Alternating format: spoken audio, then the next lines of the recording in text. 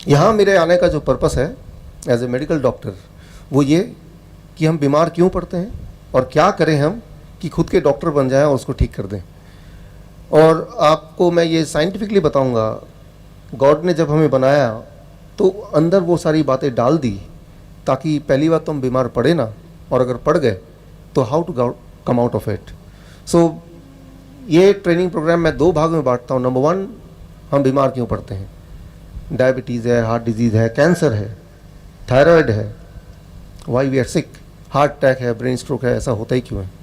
क्या हम कुछ कर सकते हैं इस वक्त राइट नाउ कि वो सब ना ही हो और जो बीमार है वो ठीक हो जाए। आपको जान के ताज्जुब होगा, God has made our body in such a manner, इस तरह से बनाया है कि हमारे अंदर वो एनर्जी, वो ताकत दी है जिसको हमें यूज़ करना है। तो वो यूज़ कैसे करना है उसके लिए मैं छोटा सा उदाहरण देता हूँ, ये समझाने के लिए कि बीमारी होती क्या है और कैसे उससे यूज़ करना है। अगर आपको समझना है, सिर्फ एक पिक्चर जो आप देख रहे हैं अपने स्क्रीन पे, इसको अगर देखेंगे तो बीमारी क्या है आपको एकदम समझ आ जाएगा। जिस तरह से आप देख रहे हैं ये टायर है, इसमें हवा ज़रूरत से कम हो तो भी दिक्कत है, ज़रूरत से थोड़ा ज़्यादा हो तो भी दिक्कत है। मतलब एक रेंज है, इतने से कम नहीं होना चाहिए, इतने से ज़्यादा नहीं होना चाहिए। ठीक उसी प्रकार हमारे बॉडी में हर चीज़ का एक रेंज है। ब्लड प्रेशर का रेंज है, ब्लड शुगर का रेंज है, थायराइड का रेंज है, या टेम्परेचर का रेंज है। उस रेंज से जब बाहर हो जाता है तो उसे कहते हैं हम बीमारी। उस रेंज से बाहर होने से क्या करना है, हमें उसको वापस उस रेंज में लाना है, और वो ताकत आपके पास है, आप उसको कर सकते हैं। पहले तो वो रेंज के अंदर हो, और अगर बाहर चला गया है तो उसे हम बीमारी कहते हैं। For example blood sugar, blood sugar का मतलब क्या है, ब्लड में शुगर। तो वो हर एक के बॉडी में है। इस वक्त आप मेरी बात को सुन पा रहे हैं, समझ पा रहे हैं, सोच पा रहे हैं। आप अपने जीवन के हर पल में जिंदा रहने के लिए एनर्जी का इस्तेमाल कर रहे हैं। वो एनर्जी कहाँ से आ रही है, आपके बॉडी में जो खून दौड़ रहा है वो खून के साथ शुगर है, ग्लूकोज जिसको बोलते हैं। वो शुगर बॉडी के हर सेल में जाता है और सेल उसको बर्न करता है, जिससे हमें एनर्जी आती है। तो शुगर अच्छा होता है कि बुरा होता है? It is something good. उसके बिना एक पल भी हम जिंदा नहीं रह सकते। That is a source of energy. लेकिन वो एनर्जी ब्लड के थ्रू जाता है। लेकिन अगर वो ज़रूरत से ज़्यादा हो, टायर की हवा की तरह, या ज़रूरत से कम हो, तो उसे कहते हैं डायबिटीज़, हाई ब्लड शुगर या लो ब्लड शुगर, डायबिटीज़। सो डायबिटीज़ में क्या, बहुत सारी बीमारियां होती हैं। जिन लोगों को ब्लड शुगर रहता है ज़्यादा तो काफ़ी समय तक उनको हार्ट की बीमारी, किडनी की बीमारी, लीवर की बीमारी, ट्यूमर, स्टोन, कोई भी बीमारी होने की जो संभावना है वो थोड़ी और बढ़ जाती है। नॉर्मल शुगर मतलब लेस डिजीज़, कम बीमारी।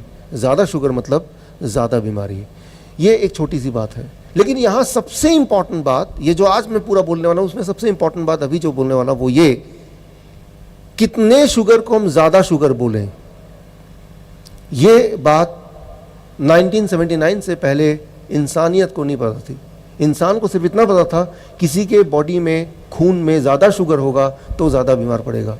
लेकिन ज़्यादा का डेफिनेशन क्या है, किस चीज़ को हम ज़्यादा बोलेंगे, ये बात नहीं पता थी। 1979 में पहली बार एक आंकड़ा आया, एंड वो आंकड़ा है 200 mg पर डेसीलीटर। किसी के शरीर में, खून में अगर 200 से ज़्यादा शुगर है उसे हाई शुगर बोलेंगे। और 200 का मतलब क्या है, मैं सिंपल भाषा में आपको समझाता हूँ।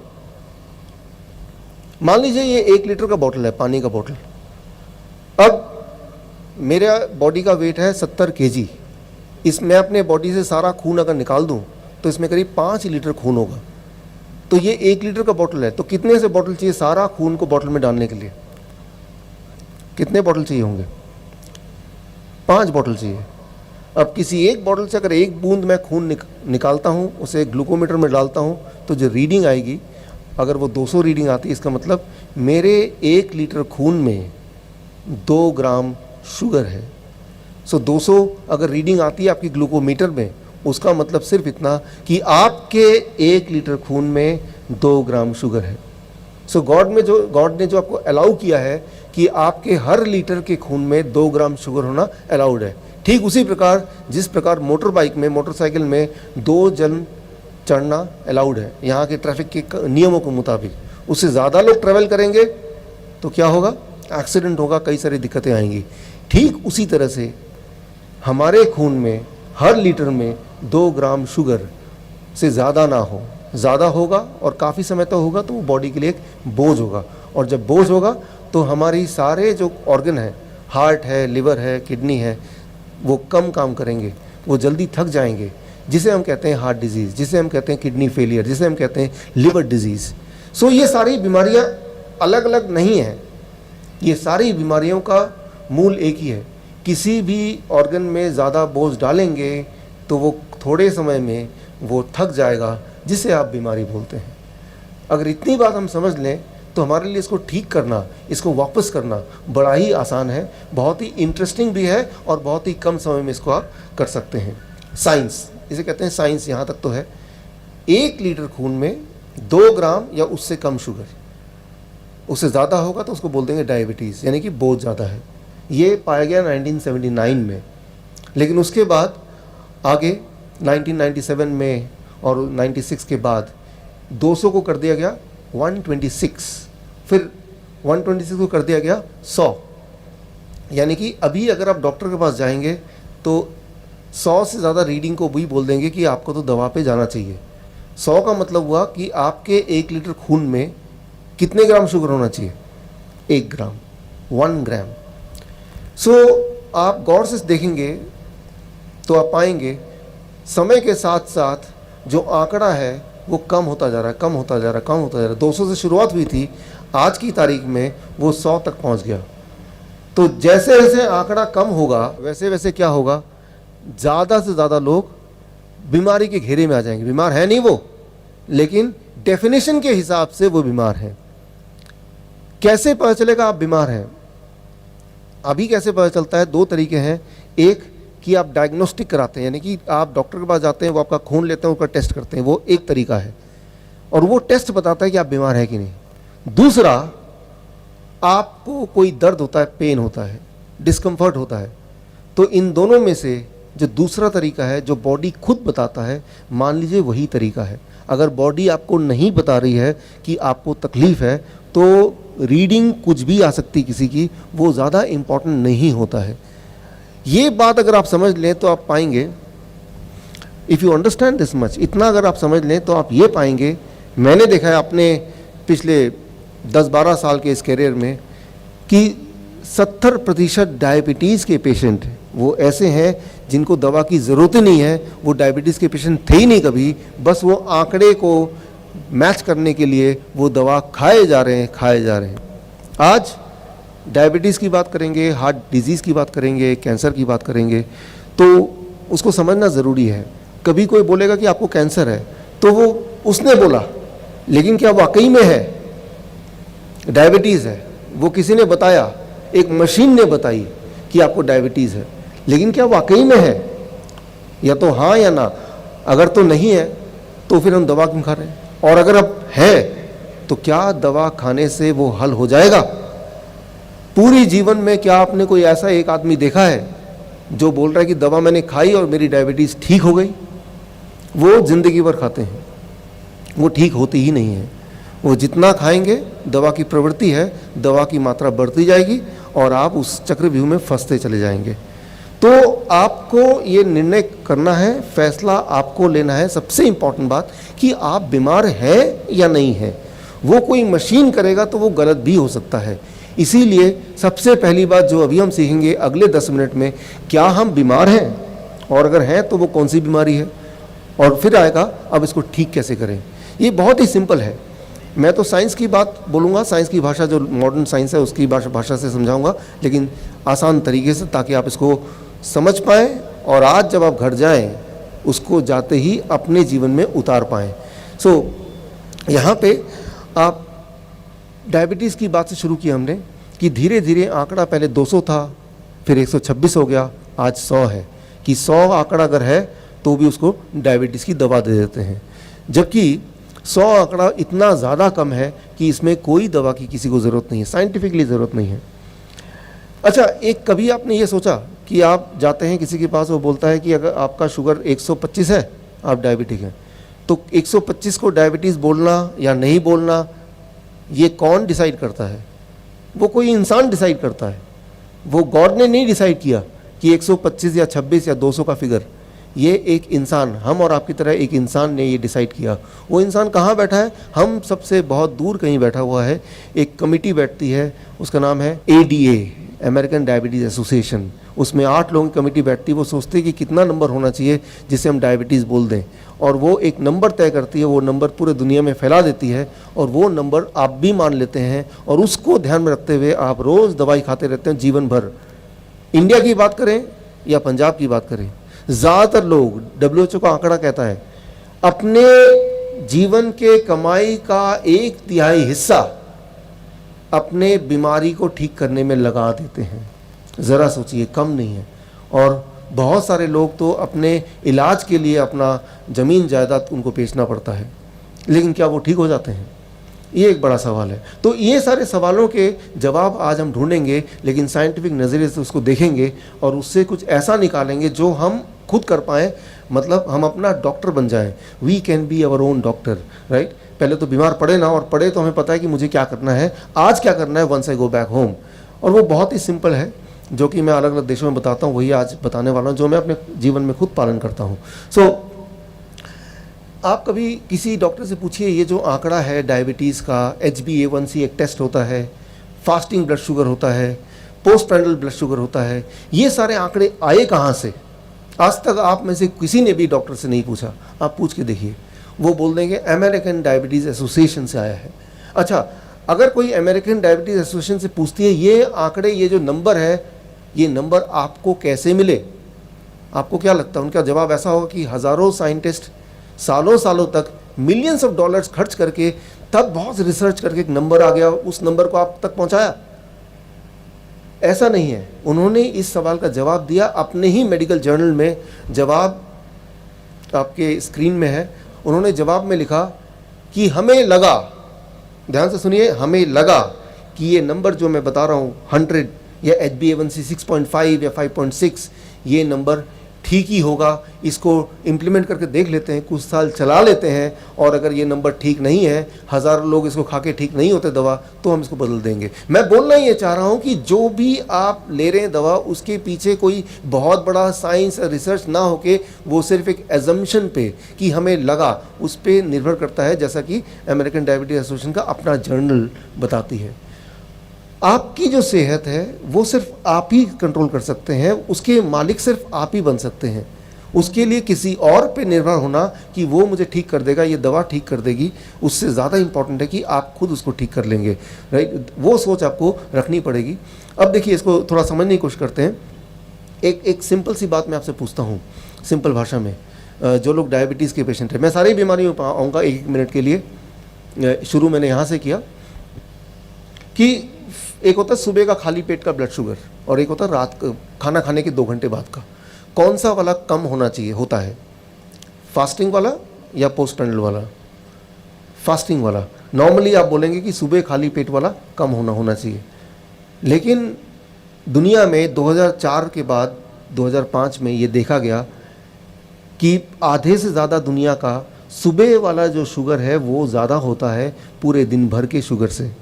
एक छोटी सी बात मैं आपको बता रहा हूँ, रात को सोने से पहले शुगर चेक किया, वो आया 200। पूरी रात भर आप सोए, बॉडी ने शुगर को यूज़ किया, सुबह आपने चेक किया, उसको आ गया 250। और ऐसा होते ही वो इंसान घबरा जाता, अरे ये क्या हो गया, इसका मतलब मैं मरने वाला हूँ। वो सीधे डॉक्टर के पास भागेगा, दवाई खाएगा, किसी भी तरह उसको नीचे करेगा। जबकि हकीकत ये है कि आधे से ज़्यादा दुनिया, 55% ऑफ द वर्ल्ड पॉपुलेशन का बॉडी की प्रवृत्ति होती है कि रात का जितना शुगर होता है सुबह का उससे ज़्यादा हो सकता है, और अगर होता है तो वो कुछ ख़राब बात नहीं है। अच्छा, क्यों होता है? ये एक बहुत ही इंटरेस्टिंग बात है। सुबह जब आप उठते हैं तो आपका पेट खाली होता है, आपके अंदर एनर्जी नहीं है, और खाना थोड़ी देर बाद खाएंगे, ब्रेकफास्ट करेंगे, लेकिन तब तक आप बहुत सारे काम निपटाना चाहते हैं। तो उठने से पहले आप में से काफ़ी सारे लोगों का ब्रेन, लिवर में बहुत सारा शुगर एनर्जी स्टोर होता है हमेशा। लिवर को ब्रेन बोलता है कि भाई ये आदमी उठने वाला है सुबह सुबह, तो थोड़ा सा शुगर ब्लड में आप छोड़ दो, ताकि उस एनर्जी को यूज़ करके अपने कुछ काम निपटा लेगा जब तक कि वो नाश्ता नहीं कर लेता। बोलने का मतलब ये है कि आप आपकी सहायता करने के लिए ब्रेन ने लिवर को कमांड दिया कि थोड़ा सा शुगर इसके ब्लड में डाल दो, जिसकी वजह से सुबह उठ के आपका शुगर हाई पाया गया, और लेकिन आप भ्रमित होके, कंफ्यूज होके ये सोच बैठे कि मैं तो डायबिटीज़ पेशेंट हूँ। तो आपका बॉडी सही काम कर रहा है, लेकिन आपको कंफ्यूज कर दिया गया, और इस चक्कर में आपने दवाइयाँ शुरू कर दी और ज़बरदस्ती शुगर को कम करने की शुरुआत हो गई। और ये सिर्फ दवा शुगर को कम करने की शुरुआत की बात नहीं है, ये बीमारी की शुरुआत है। बीमारी थी नहीं, वो दवा की वजह से वो ज़बरदस्ती बीमारी लाई जा रही है। सो पहली बात जो आपको ध्यान में रखना है कि सुबह का शुगर ज़्यादा हो सकता है, रात का दिन भर का कम हो सकता है। ये बहुत ही नॉर्मल बात है। इस बात को अगर आप समझ लेंगे तो आपका बोझ थोड़ा सा जो डायबिटीज़ के पेशेंट हैं उनमें हल्का हो जाएगा। सो ये जो डायबिटीज़ के जो रूल्स हैं उससे थोड़ा आगे चलते हैं, ठीक है ना। कितना ब्लड शुगर होना चाहिए? अगर बिना दवा के आपका ब्लड शुगर 200 से नीचे आ रहा है तो आप डायबिटीज़ पेशेंट नहीं हैं, और अगर उससे ऊपर आ रहा है तो आप डायबिटीज़ पेशेंट हैं। तो ऊपर अगर आ रहा है तो क्या हम करें आज ताकि कल से वो नीचे आ जाए, वो मैं आपको थोड़ी देर में बताऊंगा। एक छोटी सी बात मैं आपको बताता हूँ। जब भी सर्दी होती है या जब भी बुखार होता है या जैसे जैसे आपकी उम्र बढ़ती है, ये तीनों केसेस में, इन तीन समय में, जब सर्दी पड़ती है बहुत ज़्यादा, यहाँ तो बहुत सर्दी पड़ती है, जब बुखार हो जाता है किसी को, या फिर जब उम्र बढ़ जाती है, इन तीनों बातों में हमारा शुगर बढ़ जाता है 20%, 30%। उसे डायबिटीज़ नहीं बोलते। अब होता क्या है, मैं देखता हूँ कितने पेशेंट होते हैं कि जैसे ही बुखार हुआ डॉक्टर के पास गया, डॉक्टर ने क्या बुखार का इलाज ना करके उसका शुगर टेस्ट किया, शुगर तो ज़्यादा आएगा, बुखार में शुगर ज़्यादा आता है। अब डॉक्टर ने उसको बोला कि आज से आपका दवा चालू, तो वो गया तो था बुखार का इलाज करने, आ गया डायबिटीज़ पेशेंट बन के। तो ये नॉलेज अगर आपके दिमाग में बैठ जाए तो कभी भी बुखार के वक्त अपना शुगर चेक करने की ज़रूरत नहीं है, क्योंकि वो ज़्यादा आना स्वाभाविक है कि जब भी बुखार होता है तो बॉडी क्या करती है, सेल्स के अंदर शुगर ना भेज के वो ब्लड में ही रख देती है। ये बॉडी की अपनी प्रवृत्ति है, उसमें घबराने की ज़रूरत नहीं है। सो कुछ समय जब आप बहुत चिंता में होते हैं, किसी भी वजह से, या बहुत घबराते हैं, उस वक्त क्या करते हैं, उस वक्त भी आपका शुगर थोड़ी देर के लिए बढ़ जाता है 300, 350, 400, उसे डायबिटीज़ नहीं बोलते। जैसे आपकी चिंता चली जाएगी वो शुगर नॉर्मल आ जाएगा। तो चिंता को छोड़ देना है। उसका एक तरीका है कि इस तरह के माहौल में अगर आप रहते हैं लगातार, तो आपके दिमाग में कोई चिंता आ नहीं सकती, आपको कोई बीमारी हो नहीं सकती, right. So that is very important. Thank you. So मैंने पूरे दुनिया भर में जिस देश में गया हूँ, मैं एक ही चीज़ पूछता हूँ तो मैं पाता हूँ ज़्यादातर जो डायबिटीज़ पेशेंट है वो डायग्नोस कब होता है, या तो जब उनको बुखार होता है तब वो डायग्नोस होता है, या जब वो सर्दियों के मौसम में ज़्यादा डायग्नोस होता है, जबकि इसे बोलते हैं हम रॉन्ग डायग्नोसिस, गलत डायग्नोसिस हो गया। ब्लड प्रेशर की बात करते हैं थोड़ा सा। कितना ब्लड प्रेशर नॉर्मल होना चाहिए? नॉर्मल ब्लड प्रेशर कितना होता है, ये सवाल मैं हर जगह पूछता हूँ। इसका एक जवाब है 120/80। इससे ज़्यादा हो तो उसे हाई ब्लड प्रेशर, बीपी का पेशेंट बोलेंगे, राइट। 120/80, इससे ज़्यादा हो तो उसे बीपी का पेशेंट बोलेंगे। यही वाला सवाल अगर मैं आज से 20 साल पहले पूछता, 1997 से पहले, तो जवाब होता 160/100। आज से 20 साल पहले किसी भी इंसान का ब्लड प्रेशर 160/100 से ऊपर अगर होता तभी उनको दवा दी जाती। लेकिन धीरे धीरे 1997 के बाद क्या हुआ, 160/100 को कर दिया 140/90, और अब 120/80। और आप देखिएगा अगले 6 महीने में हो जाएगा 115/75। और जैसे ही ऐसा हो जाएगा, सिर्फ वही इंसान हेल्दी बचेगा जो अपना ब्लड प्रेशर नहीं चेक करेगा। जो भी ब्लड प्रेशर चेक करेगा उसका ब्लड प्रेशर इससे ज़्यादा तो होगा ही, तो उसे बोल देंगे आप तो ब्लड प्रेशर के पेशेंट हैं। बोलने का मतलब यह है कि आपका ब्लड प्रेशर कितना है वो कोई डॉक्टर या कोई डायग्नोसिस का आदमी नहीं सेटल कर सकता, डिसाइड कर सकता, वो सिर्फ आपका बॉडी डिसाइड करता है। मैं आपको छोटा सा उदाहरण देता हूँ। मैं यहाँ पे खड़ा हूँ, अचानक मैं देखता हूँ कि यहाँ पे एक सांप आ गया, तो क्या होगा, जैसे ही सांप देखूंगा तो मेरा दिमाग अलर्ट हो जाएगा, मेरी आंखें बड़ी बड़ी हो जाएंगी, मेरा हार्ट बीट फास्ट हो जाएगा, मेरा पल्स ज़्यादा हो जाएगा, दिल की धड़कन बढ़ जाएगी, जिससे मेरा ब्लड प्रेशर एकदम बढ़ जाएगा। और उस ताकत को मैं यूज़ करके, उसका इस्तेमाल करके यहाँ से जंप करके भागूंगा, भागने में उसका इस्तेमाल करूँगा, अपने आप को बचाने में इस्तेमाल करूँगा। तो ब्लड प्रेशर जब किसी का ज़्यादा होता है तो उसके पीछे एक कारण होता है, एक कॉज होता है। उस कॉज को हमें अंडरस्टैंड करना बहुत ज़रूरी है। ज़्यादातर लोग जब वो डॉक्टर के पास जाते हैं, जैसे ही डॉक्टर की शक्ल देखते हैं उसका ब्लड प्रेशर ऐसे ही हाई हो जाता है। और अगर डॉक्टर बहुत महंगा है, बहुत सारी डिग्री वाला है, तो ब्लड प्रेशर और हाई हो जाता है। जितना बड़ा हॉस्पिटल उतना ब्लड प्रेशर हाई। डॉक्टर बोलता है देखो आपको तो ब्लड प्रेशर है, और जैसे ही वो हॉस्पिटल से बाहर निकलता है ब्लड प्रेशर नॉर्मल हो जाता है। इसे कहते हैं वाइट कोट सिंड्रोम। तो वो उस ब्लड प्रेशर के लिए थैंक यू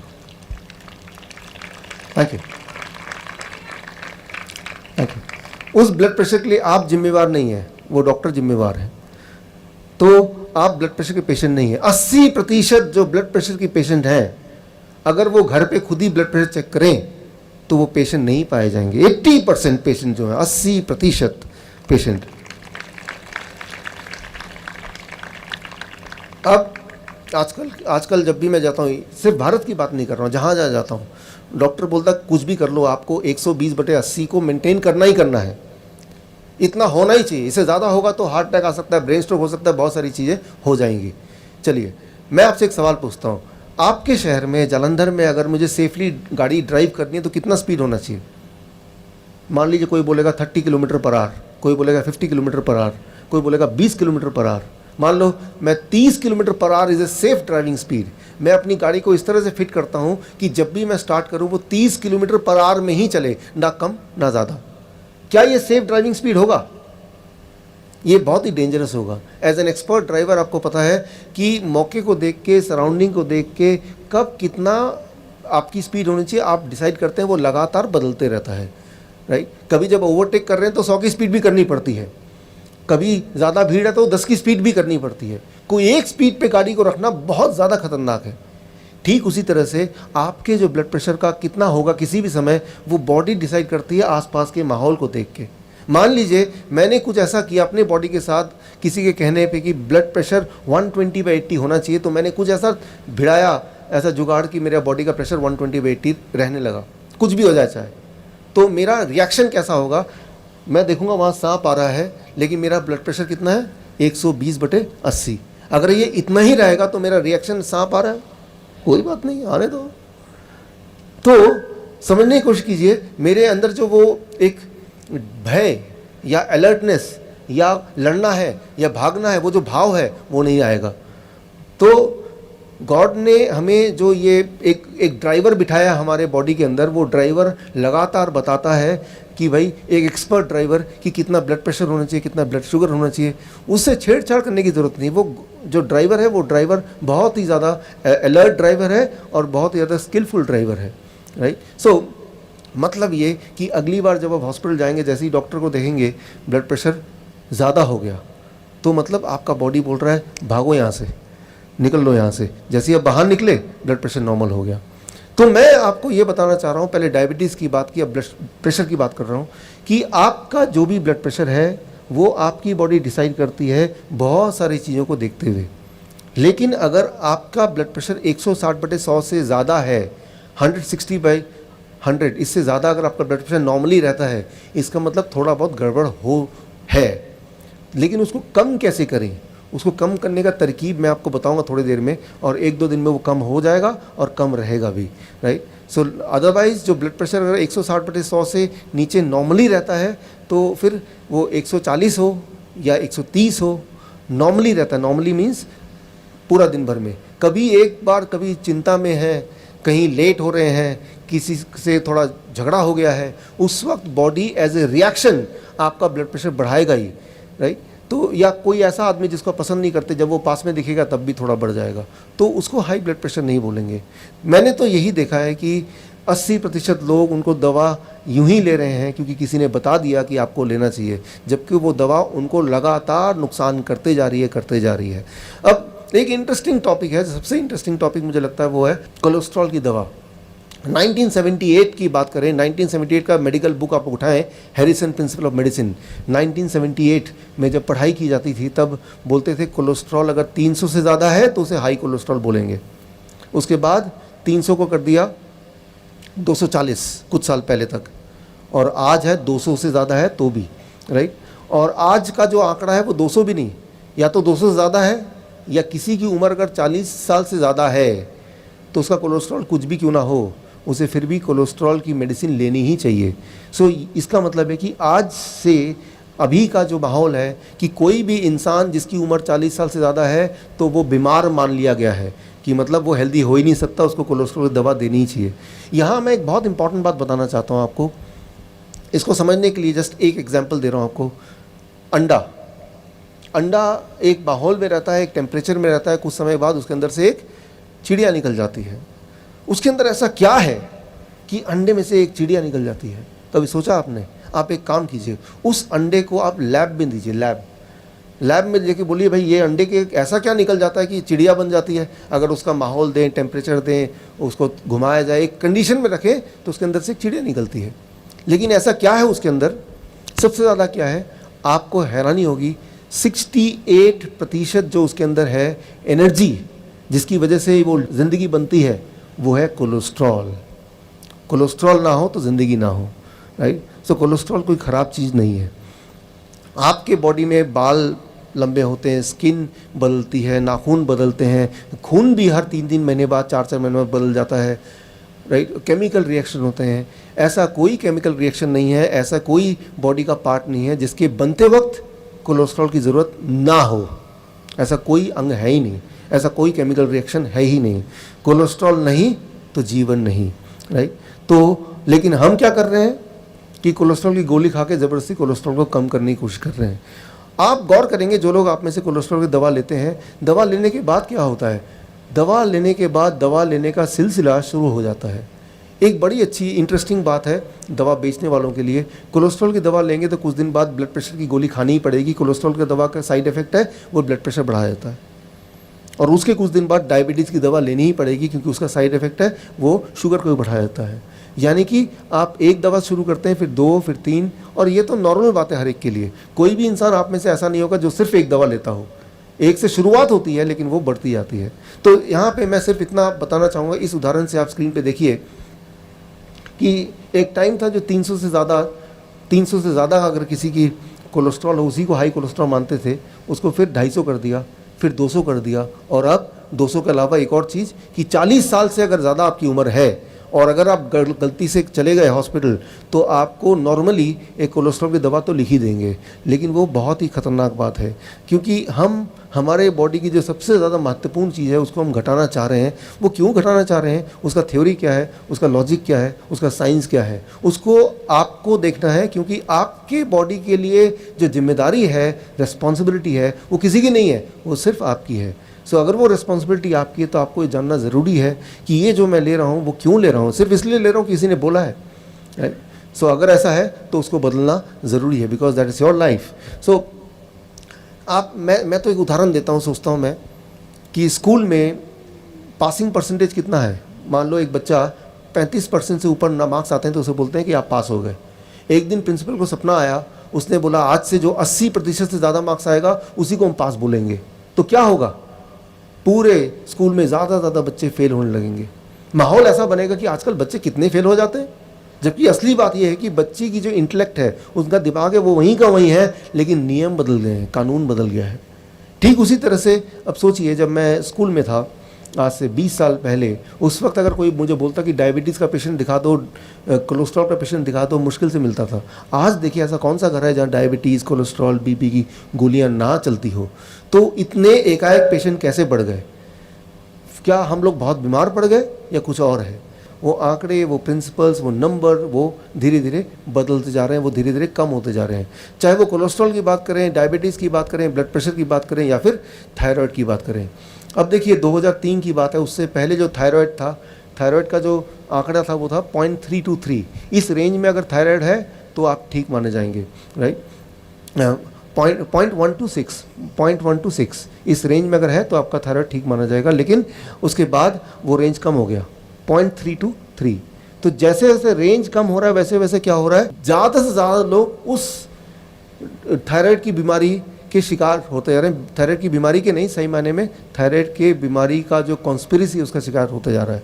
मैं आपको उदाहरण देता हूँ। मान लीजिए आप फुटबॉल खेलते हैं और आप चाहते नहीं कि कोई आपको हराए, तो आप क्या कर रहे हैं, हर बार आप अपना जो गोल पोस्ट है उसको छोटा करते जा रहे हैं, छोटा करते जा रहे हैं। एक टाइम आएगा कि गोल पोस्ट इतना छोटा हो गया कि फुटबॉल के साइज से भी छोटा गोल पोस्ट है, तो कोई आपको हरा ही नहीं पाएगा, चाहे वो कितना बड़ा खिलाड़ी क्यों ना हो।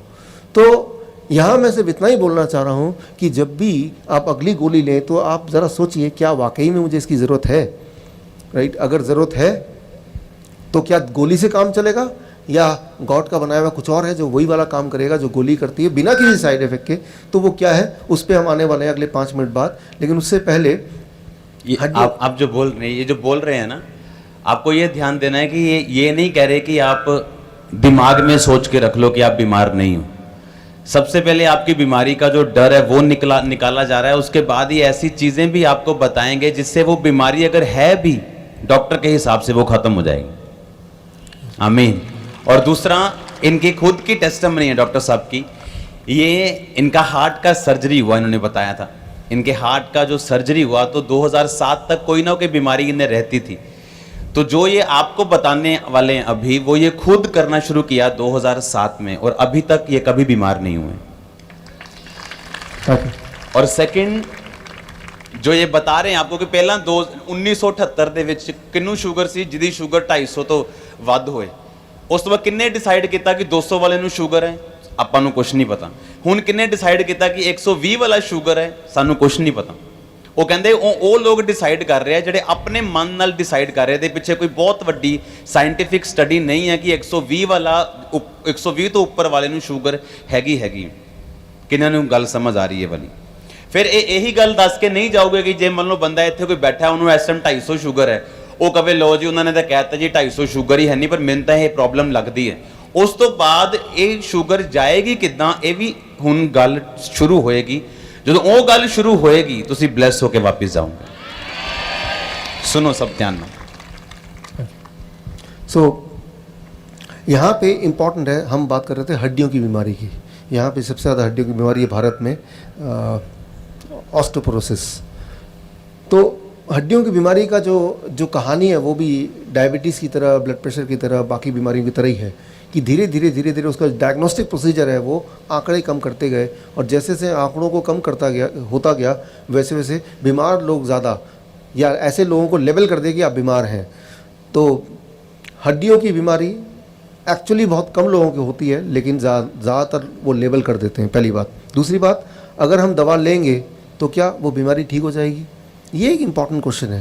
वो दवा एक्चुअली बॉडी में जाके क्या करती होगी जिससे हमें लगता है कि वो ठीक हो सकता है? इस साइंस को थोड़ा अगर अंडरस्टैंड कर लें तो आपको एग्जैक्टली ये समझ आ जाएगा कि क्या करना होगा once we go back home. आज यहाँ से घर जाने के बाद what is the thing we have to do. यहाँ पे जो सबसे ज्वलंत मुद्दा है वो है कैंसर। तो कैंसर पे थोड़ा मैं जोर डालूंगा। एक बात मैं आपको बता दूं, कैंसर से डरने की ज़रूरत नहीं है। वो इसलिए इस वक्त जितने भी लोग यहाँ बैठे हैं, इंक्लूडिंग मी, इंक्लूडिंग अपोस्टल अंकुर जी, हम में से हर एक के शरीर में हर पल लाखों कैंसर सेल होते ही हैं और वो नॉर्मल है। हम में से हर एक के बॉडी में कैंसर सेल होते ही हैं, लेकिन हमारी बॉडी क्या करता है, उस कैंसर के सेल्स को लगातार उससे लड़ाई करता है, उसको हराता रहता है और हमारी ज़िंदगी आगे बढ़ती रहती है। अगर कैंसर का टेस्ट कराएंगे, नॉर्मली हम कराते नहीं हैं, तो ऐसा कोई नहीं मिलने वाला जिसके अंदर कैंसर सेल नहीं होंगे, राइट। तो कैंसर से डरने की ज़रूरत नहीं है, क्योंकि कैंसर तो हमारे बॉडी में हर एक में है, सिर्फ उन्हीं के बॉडी में नहीं होगा जो डेड बॉडी है। जब डेड होते हैं, सारे सेल्स डेड हो जाते हैं, तो कैंसर सेल भी डेड हो जाएंगे, that is the only thing. लेकिन अदरवाइज कैंसर सेल्स बाकी सेल्स की तरह है। वो इनको थोड़ा सा आप पंजाबी में आसान भाषा में, कैंसर सेल है क्या? कैंसर सेल एक बिगड़ा हुआ सेल है जो क्या है कि कैंसर सेल किसे कहते हैं, मतलब बॉडी में होता कैसे है? हाँ, इस पे आते हैं। कैंसर सेल क्या होता है, इसको मैं आपको एक एग्जाम्पल देके समझाता हूँ। अब स्क्रीन में देखिए, यहाँ पे lung cancer, blood cancer, breast cancer, heart cancer. कौन सा वाला कैंसर है जो आपने कभी सुना ही नहीं कि अजीब सा लग रहा है? Lung cancer, blood cancer, breast cancer या हार्ट कैंसर? कौन सा वाला? कभी सुना नहीं। कभी हार्ट कैंसर कभी नहीं सुना। ये हार्ट कैंसर कभी सुना आपने? कोई आया आपको, ये मुझे तो हार्ट में कैंसर हो गया, आपको अजीब सा लग रहा होगा, या आपको ये एक जोक सा लग रहा हो कि हार्ट कैंसर तुमने कभी सुना नहीं, लेकिन सोचने वाली बात है कि बॉडी के सारे अंग में ब्रेन ट्यूमर होता है, ब्रेन कैंसर होता है, इंटेस्टाइनल कैंसर होता है, स्टमक में कोलोन कैंसर होता है, लिवर कैंसर होता है, किडनी में हो सकता है। हार्ट कैंसर तो कभी सुना नहीं, हार्ट कैंसर तो कभी किसी को होता नहीं। हार्ट में कैंसर क्यों नहीं होता? इस सवाल के जवाब के अंदर छुपा है कैंसर क्या है और कैंसर से कैसे हम लड़ें। बहुत सिंपल है, देखिए कैंसर क्या है, सबसे पहले उसकी बात करते हैं। आपके शरीर में ब्लड वेसल को हिंदी में क्या बोलेंगे? नाड़ियाँ, जिससे ब्लड फ्लो होता है, राइट, पूरे शरीर में। वो सारे ब्लड वेसल्स को, नाड़ियों को अगर एक के बाद एक लगातार लगा दें तो उसकी जो लेंथ होगी, लंबाई होगी, वो करीब होगी 60,000 किलोमीटर। बहुत ही लंबा।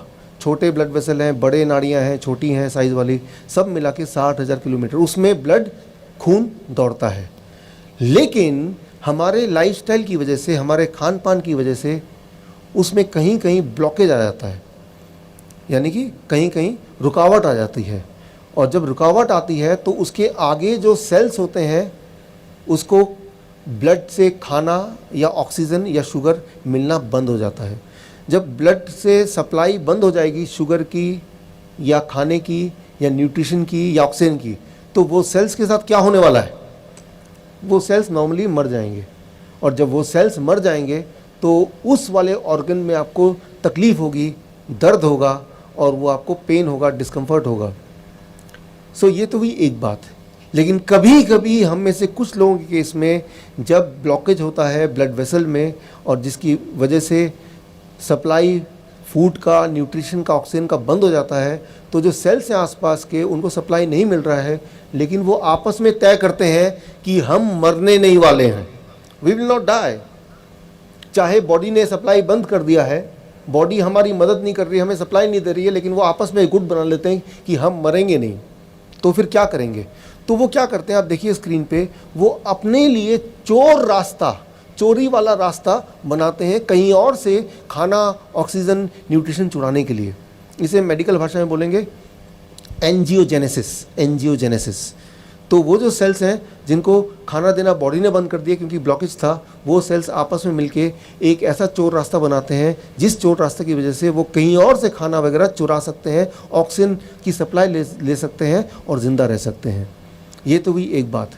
आप एक उदाहरण लीजिए, एक कॉलेज का अच्छा छात्र है, यूनिवर्सिटी का स्टूडेंट है, उसके पास पैसे नहीं है फीस भरने के लिए, सोचता है कि मैं बैंक में डाका डालता हूँ, करीब मुझे 10,000 रुपये चाहिए।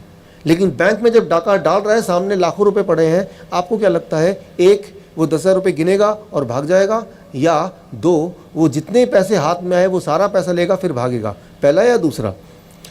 ज़्यादातर लोग क्या करेंगे, अच्छा जितना आया उतना ही लेके भागेगा। वो 10,000 रुपये चुराएगा तब भी वो सज़ा है, 10 लाख रुपये चुराएगा तब भी वो सज़ा है। तो जब कोई चोरी पे आता है तो उसका जो कारण क्या था चोरी का करने का, वो अक्सर लोग भूल जाते हैं। ठीक उसी तरह से ये सेल्स के साथ होता है। जब वो चोरी का रास्ता बनाते हैं तो फिर वो रेगुलेशन नहीं होता कितनी सप्लाई मिलनी है, फिर उनको बाकी सेल्स के मुताबिक ऑक्सीजन, फूड, न्यूट्रिशन कई गुना ज़्यादा मिलने लगती है ऑटोमेटिकली। ज़रा सोच के बताइए, ज़्यादा सप्लाई मिलने से क्या होने वाला है? वो एकदम से वो बढ़ने लगता है, बड़ा होने लगता है। इसे कहते हैं ट्यूमर। जब वो बड़ा होगा तो क्या कि हमारे बॉडी में जगह सीमित है, बहुत जगह तो है नहीं। तो कुछ सेल्स बोलेंगे यहाँ तो जगह है नहीं, वो सोचेंगे मैं कहीं और जाके रहता हूँ। कैसे? अब इसको देखिए अगले स्लाइड में। तो कुछ सेल्स जिनकी जगह जिनको नहीं मिल रही है बढ़ने के लिए, तो वो ब्लड में जाते हैं और ब्लड में ट्रेवल करके वो किसी और जगह, हार्ट में, लंग्स में, वो सेल्स वहाँ चले जाते हैं और वहाँ जाके भी वो बढ़ने लगते हैं और पूरे बॉडी में फैल जाते हैं और पूरे बॉडी में वो वही वाला काम करते हैं, वो बढ़ने लगते हैं, तेज़ी से ग्रो करते हैं। इसे बोलते हैं कैंसर, राइट। अब यहाँ पे एक इम्पॉर्टेंट बात है, इसको मैं आपको आपके उदाहरण से समझाने की कोशिश करता हूँ। मान लीजिए मेरा एक दोस्त आपके घर आ रहा है और वो आपके घर पहुंचा, राइट। आप और हम एक दूसरे के बहुत अच्छे दोस्त हैं और वो जालंधर आया और नॉक किया, आपने दरवाज़ा खोला, उसने बोला कि मैं डॉक्टर साहब का दोस्त हूँ और आज यहीं रुकना है। लेकिन आपको पता नहीं कि वो मेरा दोस्त है कि नहीं, तो आप क्या करेंगे?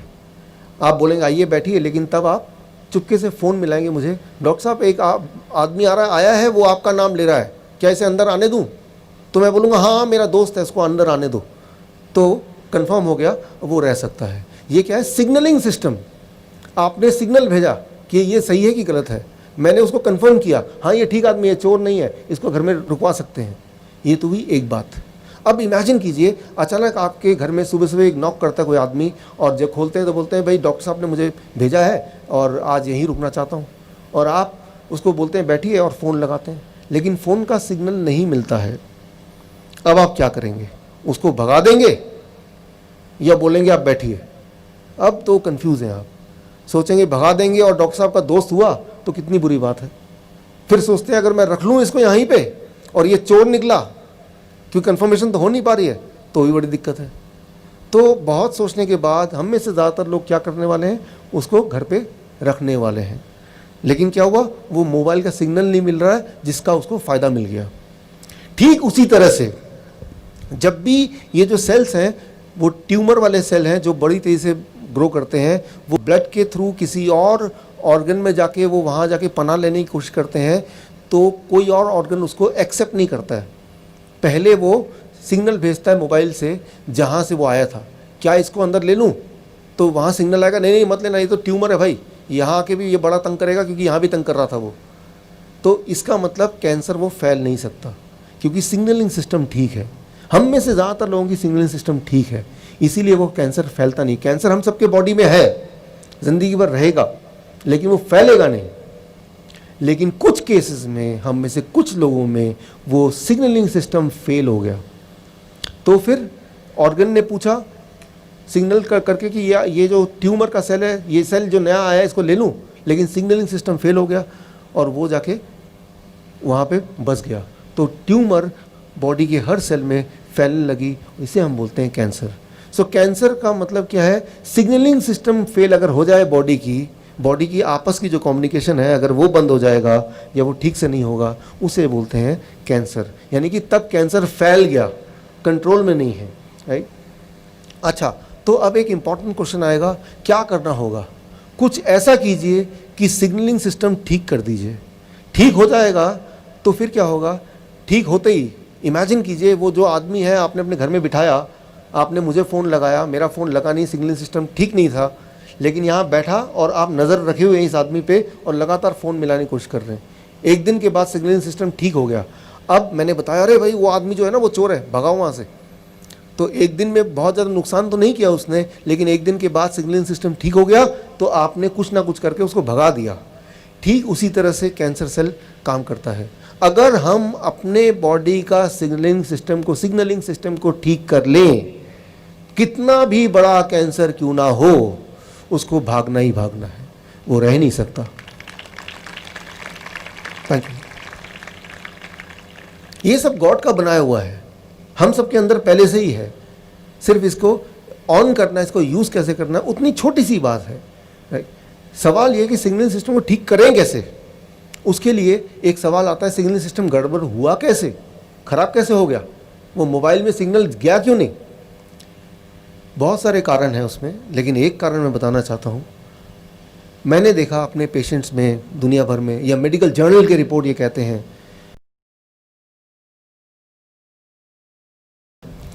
कैंसर सेल क्या होता है, इसको मैं आपको एक एग्जाम्पल देके समझाता हूँ। अब स्क्रीन में देखिए, यहाँ पे lung cancer, blood cancer, breast cancer, heart cancer. कौन सा वाला कैंसर है जो आपने कभी सुना ही नहीं कि अजीब सा लग रहा है? Lung cancer, blood cancer, breast cancer या हार्ट कैंसर? कौन सा वाला? कभी सुना नहीं। कभी हार्ट कैंसर कभी नहीं सुना। ये हार्ट कैंसर कभी सुना आपने? कोई आया आपको, ये मुझे तो हार्ट में कैंसर हो गया, आपको अजीब सा लग रहा होगा या आपको ये एक जोक सा लग रहा होगा कि हार्ट कैंसर तुमने कभी सुना नहीं। लेकिन सोचने वाली बात है कि बॉडी के सारे अंग में ब्रेन ट्यूमर होता है, ब्रेन कैंसर होता है, इंटेस्टाइनल कैंसर होता है, स्टमक में कोलोन कैंसर होता है, लिवर कैंसर होता है, किडनी में हो सकता है। हार्ट कैंसर तो कभी सुना नहीं। हार्ट कैंसर तो कभी किसी को होता नहीं। हार्ट में कैंसर क्यों नहीं होता? इस सवाल के जवाब के अंदर छुपा है कैंसर क्या है और कैंसर से कैसे हम लड़ें। बहुत सिंपल है, देखिए कैंसर क्या है सबसे पहले उसकी बात करते हैं। आपके शरीर में ब्लड वेसल को हिंदी में क्या बोलेंगे, नाड़ियाँ, जिससे ब्लड फ्लो होता है, राइट, पूरे शरीर में। वो सारे ब्लड वेसल्स को, नाड़ियों को अगर एक के बाद एक लगातार लगा दें तो उसकी जो लेंथ होगी, लंबाई होगी, वो करीब होगी 60,000 किलोमीटर। बहुत ही लंबा। छोटे ब्लड वेसल हैं, बड़े नाड़ियाँ हैं, छोटी हैं साइज़ वाली, सब मिला के 60,000 किलोमीटर उसमें ब्लड खून दौड़ता है। लेकिन हमारे लाइफस्टाइल की वजह से, हमारे खान पान की वजह से उसमें कहीं कहीं ब्लॉकेज आ जाता है, यानी कि कहीं कहीं रुकावट आ जाती है। और जब रुकावट आती है तो उसके आगे जो सेल्स होते हैं उसको ब्लड से खाना या ऑक्सीजन या शुगर मिलना बंद हो जाता है। जब ब्लड से सप्लाई बंद हो जाएगी शुगर की या खाने की या न्यूट्रिशन की या ऑक्सीजन की, तो वो सेल्स के साथ क्या होने वाला है, वो सेल्स नॉर्मली मर जाएंगे।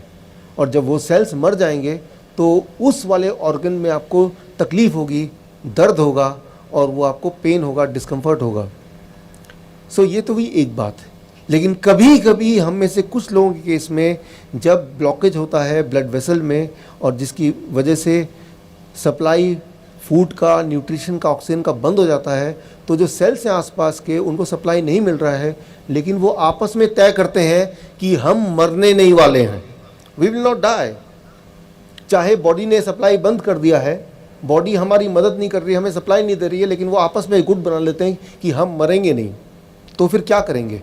तो वो क्या करते हैं, आप देखिए स्क्रीन पे, वो अपने लिए चोरी वाला रास्ता बनाते हैं कहीं और से खाना, ऑक्सीजन, न्यूट्रिशन चुराने के लिए। इसे मेडिकल भाषा में बोलेंगे एंजियोजेनेसिस। तो वो जो सेल्स हैं जिनको खाना देना बॉडी ने बंद कर दिया क्योंकि ब्लॉकेज था, वो सेल्स आपस में मिलके एक ऐसा चोर रास्ता बनाते हैं जिस चोर रास्ते की वजह से वो कहीं और से खाना वगैरह चुरा सकते हैं, ऑक्सीजन की सप्लाई ले सकते हैं और ज़िंदा रह सकते हैं। ये तो हुई एक बात। आप एक उदाहरण लीजिए, एक कॉलेज का अच्छा छात्र है, यूनिवर्सिटी का स्टूडेंट है, उसके पास पैसे नहीं है फीस भरने के लिए, सोचता है कि मैं बैंक में डाका डालता हूँ, करीब मुझे 10,000 रुपये चाहिए। लेकिन बैंक में जब डाका डाल रहा है, सामने लाखों रुपए पड़े हैं, आपको क्या लगता है, एक वो 10,000 रुपये गिनेगा और भाग जाएगा, या दो वो जितने पैसे हाथ में आए वो सारा पैसा लेगा फिर भागेगा? पहला या दूसरा? ज़्यादातर लोग क्या करेंगे, अच्छा जितना आया उतना ही लेके भागेगा। वो 10,000 रुपये चुराएगा तब भी वो सज़ा है, 10 लाख रुपये चुराएगा तब भी वो सज़ा है। तो जब कोई चोरी पे आता है तो उसका जो कारण क्या था चोरी का करने का, वो अक्सर लोग भूल जाते हैं। ठीक उसी तरह से ये सेल्स के साथ होता है। जब वो चोरी का रास्ता बनाते हैं तो फिर वो रेगुलेशन नहीं होता कितनी सप्लाई मिलनी है, फिर उनको बाकी सेल्स के मुताबिक ऑक्सीजन, फूड, न्यूट्रिशन कई गुना ज़्यादा मिलने लगती है ऑटोमेटिकली। ज़रा सोच के बताइए, ज़्यादा सप्लाई मिलने से क्या होने वाला है? वो एकदम से वो बढ़ने लगता है, बड़ा होने लगता है। इसे कहते हैं ट्यूमर। जब वो बड़ा होगा तो क्या कि हमारे बॉडी में जगह सीमित है, बहुत जगह तो है नहीं। तो कुछ सेल्स बोलेंगे यहाँ तो जगह है नहीं, वो सोचेंगे मैं कहीं और जाके रहता हूँ। कैसे? अब इसको देखिए अगले स्लाइड में। तो कुछ सेल्स जिनकी जगह जिनको नहीं मिल रही है बढ़ने के लिए, तो वो ब्लड में जाते हैं और ब्लड में ट्रेवल करके वो किसी और जगह, हार्ट में, लंग्स में, वो सेल्स वहाँ चले जाते हैं और वहाँ जाके भी वो बढ़ने लगते हैं और पूरे बॉडी में फैल जाते हैं और पूरे बॉडी में वो वही वाला काम करते हैं, वो बढ़ने लगते हैं, तेज़ी से ग्रो करते हैं। इसे बोलते हैं कैंसर, राइट। अब यहाँ पे एक इम्पॉर्टेंट बात है, इसको मैं आपको आपके उदाहरण से समझाने की कोशिश करता हूँ। मान लीजिए मेरा एक दोस्त आपके घर आ रहा है और वो आपके घर पहुंचा, राइट। आप और हम एक दूसरे के बहुत अच्छे दोस्त हैं और वो जालंधर आया और नॉक किया, आपने दरवाज़ा खोला, उसने बोला कि मैं डॉक्टर साहब का दोस्त हूँ और आज यहीं रुकना है। लेकिन आपको पता नहीं कि वो मेरा दोस्त है कि नहीं, तो आप क्या करेंगे? आप बोलेंगे आइए बैठिए, लेकिन तब आप चुपके से फ़ोन मिलाएंगे मुझे, डॉक्टर साहब एक आदमी आया है, वो आपका नाम ले रहा है, क्या इसे अंदर आने दूँ? तो मैं बोलूँगा हाँ मेरा दोस्त है, इसको अंदर आने दो। तो कंफर्म हो गया, वो रह सकता है। ये क्या है? Signalling system. आपने सिग्नल भेजा कि ये सही है कि गलत है, मैंने उसको कंफर्म किया, हाँ ये ठीक आदमी है, चोर नहीं है, इसको घर में रुकवा सकते हैं। ये तो हुई एक बात। अब इमेजिन कीजिए अचानक आपके घर में सुबह सुबह एक नॉक करता है कोई आदमी और जब खोलते हैं तो बोलते हैं भाई डॉक्टर साहब ने मुझे भेजा है और आज यहीं रुकना चाहता हूँ, और आप उसको बोलते हैं बैठिए और फ़ोन लगाते हैं, लेकिन फ़ोन का सिग्नल नहीं मिलता है। अब आप क्या करेंगे? उसको भगा देंगे या बोलेंगे आप बैठिए? अब तो कंफ्यूज हैं आप। सोचेंगे भगा देंगे और डॉक्टर साहब का दोस्त हुआ तो कितनी बुरी बात है। फिर सोचते हैं अगर मैं रख लूँ इसको यहीं पे और ये चोर निकला, क्योंकि कंफर्मेशन तो हो नहीं पा रही है, तो भी बड़ी दिक्कत है।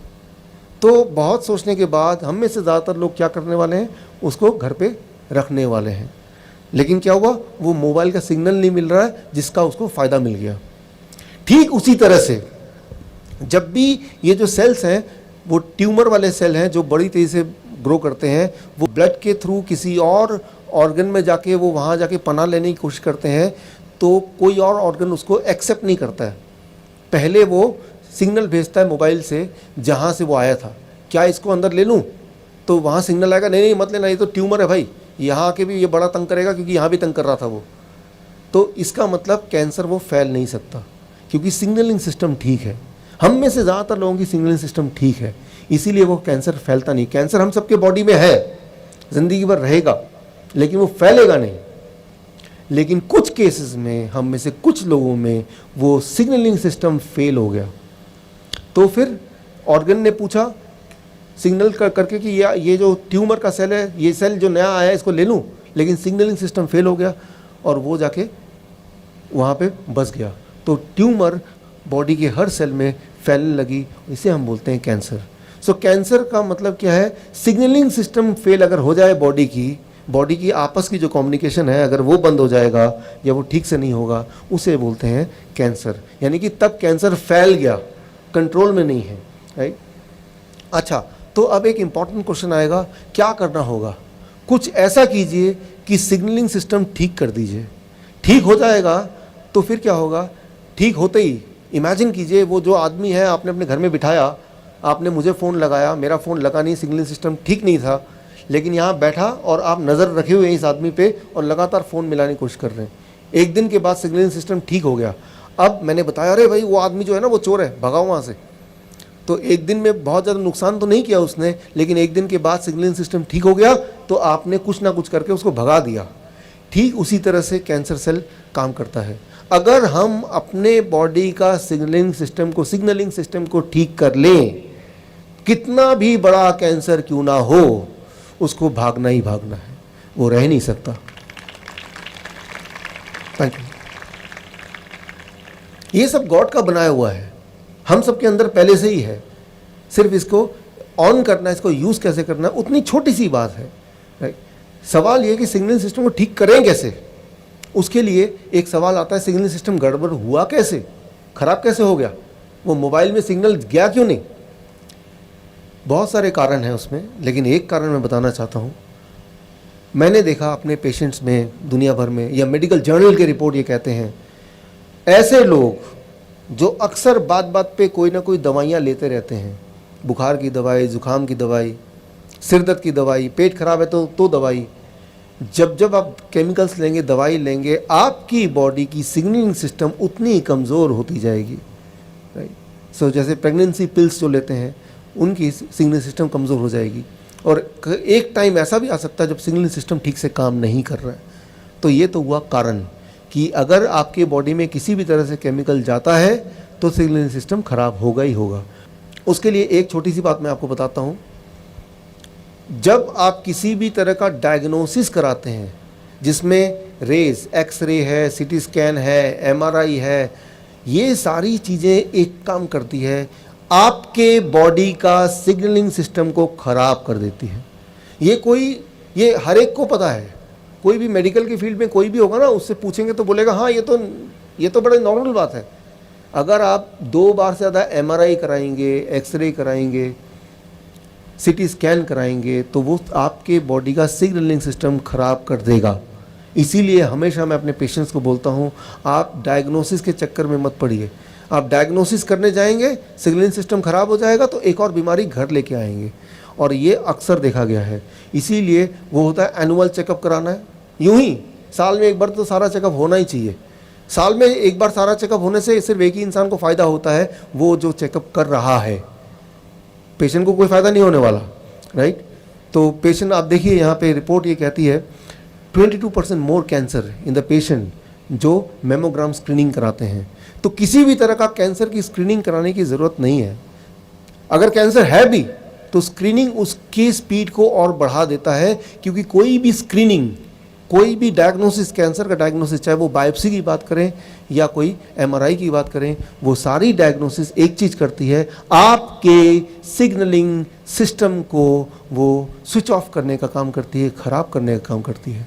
तो क्यों आप अपने सिग्नलिंग सिस्टम को ख़राब करना चाहते हैं जो पहले से ही बहुत नाजुक हालत में है? ये आपको ध्यान रखना है। जब भी आप किसी डायग्नोसिस करने जाएंगे, अगर कोई बोलता है मैं आपके खून का एक बूंद ले लूँगा फिर डायग्नोस कर दूंगा, वो अलग बात है, उसमें कुछ ज़्यादा खतरा नहीं है। लेकिन एक्सरे करेंगे, एमआरआई करेंगे, सीटी स्कैन करेंगे, बायोप्सी लेंगे, ये सारी चीज़ें सिग्नलिंग सिस्टम को ख़राब कर देती है। मैं एक छोटा सा उदाहरण देता हूँ आपको समझाने के लिए। इमेजिन कीजिए कि किसी एक पेशेंट का कोई एक ट्यूमर है, वो ट्यूमर है, वो साइज़ में इतना सा है। डॉक्टर के पास गया कि देखिए क्या है, बोलेगा ये पता नहीं लग रहा क्या है, हो सकता है कैंसर हो सकता नहीं हो। कैसे पता चलेगा? बोलेगा कि मैं बायोप्सी करूँगा, मतलब इसमें से थोड़े से मांस का टुकड़ा ले लूँगा और टुकड़ा लेके मैं लैब में डालूंगा और 15 दिन बाद आपको बताऊंगा कि ये कैंसरस है कि नहीं। एक इंपॉर्टेंट बात मैं आज इस मंच से आपको बताना चाहूँगा कि अगर वो कैंसरस नहीं भी था, लेकिन जैसे ही उसको छेड़ेंगे, काट छाट करेंगे, उस प्रोसेस में वो कैंसरस बन जाता है। Try to understand, right? Cancerous था नहीं, लेकिन छेड़ेंगे तो वो कैंसर बन जाएगा। ये प्रवृत्ति है, किसी भी ट्यूमर की प्रवृत्ति है। उसको छेड़ेंगे, उसे काटेंगे तो इमीडिएटली वो कैंसर के रूप में चेंज हो जाता है। तो कभी भी उसको छेड़ना नहीं है, उसमें काटने के लिए किसी को अनुमति नहीं देनी है। बायोप्सी करेंगे क्या जान के, राइट? दो ही चीज़ हो सकती है, तो कैंसरस सेल होगा या कैंसरस नहीं होगा। अगर तो है तो उसका सोल्यूशन क्या है, मैं आपको देने ही वाला हूँ। और अगर तो नहीं है तो क्यों आप पंगा ले रहे हैं, क्यों आप उसको छेड़ने की कोशिश कर रहे हैं? डायग्नोसिस की एक बड़ी इंटरेस्टिंग बात है कैंसर के केस में। यहाँ पे कैंसर के बारे में थोड़ी जानकारी लेनी आपके लिए ज़रूरी है। थोड़ा टेक्निकल सब्जेक्ट है, लेकिन समझने की कोशिश कीजिए, आपके काम आएगा। आपके आसपास कैंसर के और भी पेशेंट, उनके काम आएगा। देखिए, अक्सर भारत में या किसी भी देश में ये होता है कि पहले डायग्नोस करा लो तो उस कैंसर के पेशेंट के ज़िंदा रहने के चांसेस ज़्यादा हैं, कैंसर का सक्सेसफुल इलाज होने के चांसेस ज़्यादा हैं। जिन लोगों ने पहले कैंसर का इलाज शुरू कर दिया, यानी कि पहले डायग्नोस कर लिया, उनके रेट ऑफ सक्सेस ज़्यादा है। अच्छा, कैंसर का इलाज को सक्सेस कब मानते हैं? उसका एक आंकड़ा पूरे दुनिया में है, जब इलाज शुरू हुआ उस दिन से लेके अगर वो पेशेंट 5 साल से ज़्यादा ज़िंदा रहा, 5 साल 1 दिन भी ज़िंदा रहा, तो उसे सक्सेस बोलेंगे। सक्सेस का मतलब ये नहीं कि कैंसर चला गया, वो कभी कैंसर हुआ नहीं। सक्सेस का मतलब ये कि आपको या मुझे कैंसर है और आज से मेरा इलाज शुरू है, आज से लेके 5 साल 1 दिन हो गए, इलाज चल रहा है, मैं परेशानी में हूँ, लेकिन अगर 5 साल बीत गए और मैं ज़िंदा फिर भी हूँ, तो यानी कि वो सक्सेस केस बोलते हैं। अब देखिए, एक छोटा सा एग्जाम्पल मैं ले रहा हूँ आपको समझाने के लिए। एक आदमी है, पहले क्या होता था कि जब कोई दिक्कत होती थी तो जाके वो डायग्नोस कराते थे। आज क्या होता है कि यूं ही ईयरली चेकअप करते हैं। तो ईयरली चेकअप में क्या है, मैं आपको बता दूं कि आप डायग्नोस कीजिए, चांसेस हैं कि आपके बॉडी के, हर एक के बॉडी में, इवन मेरे बॉडी में कैंसर के सेल मिलने ही मिलने हैं। बहुत ध्यान से डायग्नोस करेंगे, हर एक की बॉडी में मिल जाएगा। इलाज आज से शुरू हो गया, इलाज आज से शुरू हो गया, पहले से शुरू हो गया, तो 5 साल तक कुछ ना कुछ चलता रहेगा, बोलेंगे तो सक्सेस केस है। जबकि किसी को कैंसर है भी पहले के टाइम पे, आज से 10 साल पहले, तो मान लीजिए एक इंसान है, उसकी उम्र है 86 साल का, राइट? और 86 साल के में उसको पेट में दर्द होता है। अब वो डायग्नोसिस करने जाता है और इलाज अब शुरू होता है, और 90 साल की उम्र में वो मारा जाता है। तो ये फेलियर हो गया। लेकिन आज के केस में कि वो 2 साल पहले ही डायग्नोस करने चला गया, जब कोई तकलीफ भी नहीं थी, तो 2 साल पहले से ही इलाज करना शुरू हो गया, अब भी वो 90 की एज में मरा, तो इसको सक्सेस बोलेंगे। क्योंकि कितने साल जिया? अब 6 साल जिया, 6 ईयर्स, तो बोलेंगे देखो सक्सेसफुल केस है। जबकि दोनों केसेस में उसका जो लेंथ ऑफ लाइफ है वो सेम रहा। तो मैं यही बोलता हूँ हमेशा पेशेंट को कि आपको डायग्नोसिस कराने की जल्दी नहीं करनी, डायग्नोसिस पे ध्यान नहीं देना है, सोल्यूशन पे ध्यान दीजिए, क्या करें कि उसको हम सॉल्व करें। एक बात सिंपल याद रखिए दिमाग में, अगर किसी के बॉडी में कैंसर सेल है तो वो सिर्फ एक जगह नहीं है, वो पूरे बॉडी में फैल चुका है। एक जगह ज़्यादा है तो वहाँ ज़्यादा और जल्दी दिखाई दे रहा है। अगर उसको इलाज करने लगेंगे सर्जरी से, रेडियोथेरेपी से, तब तक थोड़े दिन बाद बाकी जगह दिखाई देगा, तीसरी जगह दिखाई देगा, चौथी जगह दिखाई देगा, आप उस उलझन में पड़ जाएंगे। कोई ऐसा काम करना चाहिए कि सब के सब कैंसर सेल एक ही बारी में ख़त्म हो जाए। उसके लिए जो मॉडर्न साइंस है, आज का साइंस, एक टेक्निक उन्होंने निकाली है, वो आपको बताता हूँ, जो घर बैठ के आप सब कर सकते हैं। उसके लिए मैं सहारा लूँगा एक उदाहरण का। तो ये दुनिया का मैप है। यहाँ पे जहाँ जहाँ लाल लाल बिंदु दिख रहा है, यहाँ यहाँ लोग रहते हैं जहाँ उनको डायबिटीज़ नहीं होता, हार्ट डिजीज़ नहीं होता, कैंसर नहीं होता, कोई बीमारी नहीं होती। और वो कौन लोग हैं, उनके नाम जानना चाहते हैं तो ये नाम है, शायद नाम आप इतने दूर से पढ़ नहीं पा रहे हैं, लेकिन ये लोकेशंस देख पा रहे हैं। तो वो भी इंसान है हमारी तरह, उनके भी 2 हाथ हैं, 2 पैर हैं, तो उनको बीमारी क्यों नहीं होती? वो क्या ऐसा करते हैं? तो साइंटिस्ट ये जानना चाहते थे कि ये लोग बीमार क्यों नहीं है। ये तो पूरे दुनिया में फैले हुए हैं, बट वो 100 साल ज़िंदा रहते हैं आज भी। तो उस पर एक स्टडी हुई, उस स्टडी का एक पार्ट मैंने भी पूरा किया, उस पार्ट को मैं आपको समझाने की कोशिश करता हूँ। ये फ़ोटो जो आप देख रहे हैं, इनको कहते हैं जारावास। जारावास अंडमान निकोबार गए हैं आप लोग? अंडमान निकोबार ये भारत का पार्ट है। वहाँ पे अंडमान निकोबार में एक छोटा सा टापू है, उस टापू में कुछ लोग रहते हैं, उन्हें बोलते हैं जारावास। और आज से 50,000 साल पहले, मैं 500 साल पहले नहीं बोल रहा हूँ, 5,000 साल पहले की बात नहीं बोल रहा हूँ, 50,000 साल पहले जब मानव, इंसान बाकी जानवरों की तरह रहता था, पेड़ में रहता था या गुफा में रहता था, बाकी जानवरों से लड़ के ज़िंदा रहता था, जब इंसान कपड़े नहीं पहनता था, 50,000 साल पहले से लेके अब तक एक छोटा सा टापू अंडमान निकोबार का, जो पूरे दुनिया से अलग हो गया और दुनिया से उनका तालमेल ना के बराबर था अभी तक। तो वहाँ पे कोई डेवलपमेंट नहीं हुई, वहाँ पे कोई ग्रोथ नहीं हुई, वहाँ पे कोई गाड़ियाँ नहीं है, वहाँ पे बिल्डिंग नहीं है, वहाँ पे कपड़े लोग नहीं पहनते। और आज अगर वहाँ आप चले जाएं तो वहाँ पे आज भी वो आदि मानव, जो आप बचपन में पढ़ते थे ना हिस्ट्री में, आदि मानव की तरह आज भी वहाँ पे जंगल में जंगली लोग की तरह वो रहते हैं। यहाँ जाना भी अलाउड नहीं है, यहाँ जाने के लिए पुलिस प्रोटेक्शन लेके जाना पड़ता है, क्योंकि ये आदि मानव टाइप है। और जब भी कोई इंसान हम जैसा आप जैसा देखेंगे कपड़े पहना हुआ, सोचता है कि ये पता नहीं कहाँ से आ गए हमारे दुश्मन, तो वो तीर से निशाना मार के वो किसी को भी मार सकते हैं। इसीलिए सरकार यहाँ जाने की अनुमति नहीं देती है, और अगर जाना है तो बहुत सारे प्रोटेक्शन लेके तब जाना होता है। मुझे यहाँ जाने का मौका मिला, जारावास इनका नाम है, अंडमान निकोबार का छोटा टापू। वहाँ गया तो कुछ अजीब अजीब बातें देखी। उनमें से एक इंटरेस्टिंग बात, वहाँ पे आज से 20 साल पहले एक डॉक्टर, उनका नाम है डॉक्टर R.C. कर, उन्होंने न जाने कैसे इस टापू में चले गए और टापू के इन जंगली लोगों के साथ दोस्ती कर ली, और तब से वो उनसे मिलते जुलते रहते हैं, उनकी भाषा सीख ली और अब भी वहीं रहते हैं। सो गवर्नमेंट ने उस डॉक्टर को फाइनली वहाँ अपॉइंट कर दिया कि आप इनके देखभाल के लिए रहो। मेरी मुलाकात हुई डॉक्टर R.C. कर से। मैंने उनसे पूछा कि ये जारावास के जो लोग हैं, क्या इनको डायबिटीज़ होता है? जवाब था उनका, नहीं, डायबिटीज़ कभी नहीं पाया गया। मैंने पूछा हार्ट की बीमारी होती होगी? जवाब था उनका, हार्ट की बीमारी कभी नहीं देखी गई। मैंने बोला कैंसर हो जाता होगा? का कैंसर भी नहीं होता कभी भी। सिर्फ जब वो बाकी जानवरों से लड़ाई करते हैं और उनको चोट लगती है, तब उनका खून बहता है, तब ये डॉक्टर उनको आराम देने के लिए, थोड़ा सा कंफर्ट देने के लिए कोशिश करते हैं, पट्टी वट्टी लगाने के लिए, दैट्स ऑल।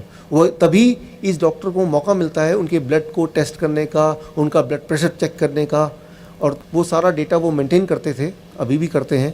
और उन्होंने बोला कि इन लोगों को कभी blood pressure, heart disease, cancer, ये सारी बीमारियां कभी इनकी हिस्ट्री में नहीं है। और ये एक एक आदमी हमारे मॉडर्न लोगों में 5-5 लोगों के बराबर है, इतने ताकतवर।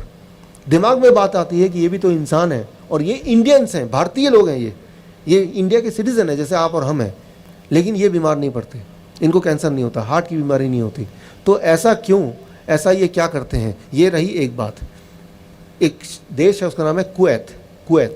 कुवैत दुनिया का सबसे अमीर देश है, सबसे अमीर देश है। वहाँ पे कोई पैसे के लिए काम नहीं करता है। वहाँ का राजा हर साल करीब 25 लाख रुपए, इंडियन करेंसी की बात करूँ तो, उसके बैंक खाते में डाल देते हैं। तो वहाँ पे काम नहीं करता कोई पैसे के लिए, वो वहाँ पे भिखारी वगैरह नहीं है। दुनिया का सबसे अमीर देश कुवैत। वहाँ 3 साल मुझे काम करने का मौका मिला। कुवैत मेडिकल एसोसिएशन की थोड़ी मदद ली। एक बात मैंने पाई, दुनिया का सबसे ज़्यादा डायबिटिक देश, सबसे ज़्यादा मात्रा में डायबिटीज़, भारत से डबल, 2 गुना, वो है कुवैत। भारत में 9% लोग डायबिटीज़ पेशेंट है, तो वहाँ पे 20% लोग डायबिटीज़ पेशेंट हैं। दिमाग में बात आई कि ये इतने ज़्यादा डायबिटीज़ पेशेंट क्यों हैं, इतनी ज़्यादा हार्ट की बीमारी क्यों है, इतने ज़्यादा लोग मोटे क्यों हैं, इतनी ज़्यादा कैंसर क्यों है इस देश में।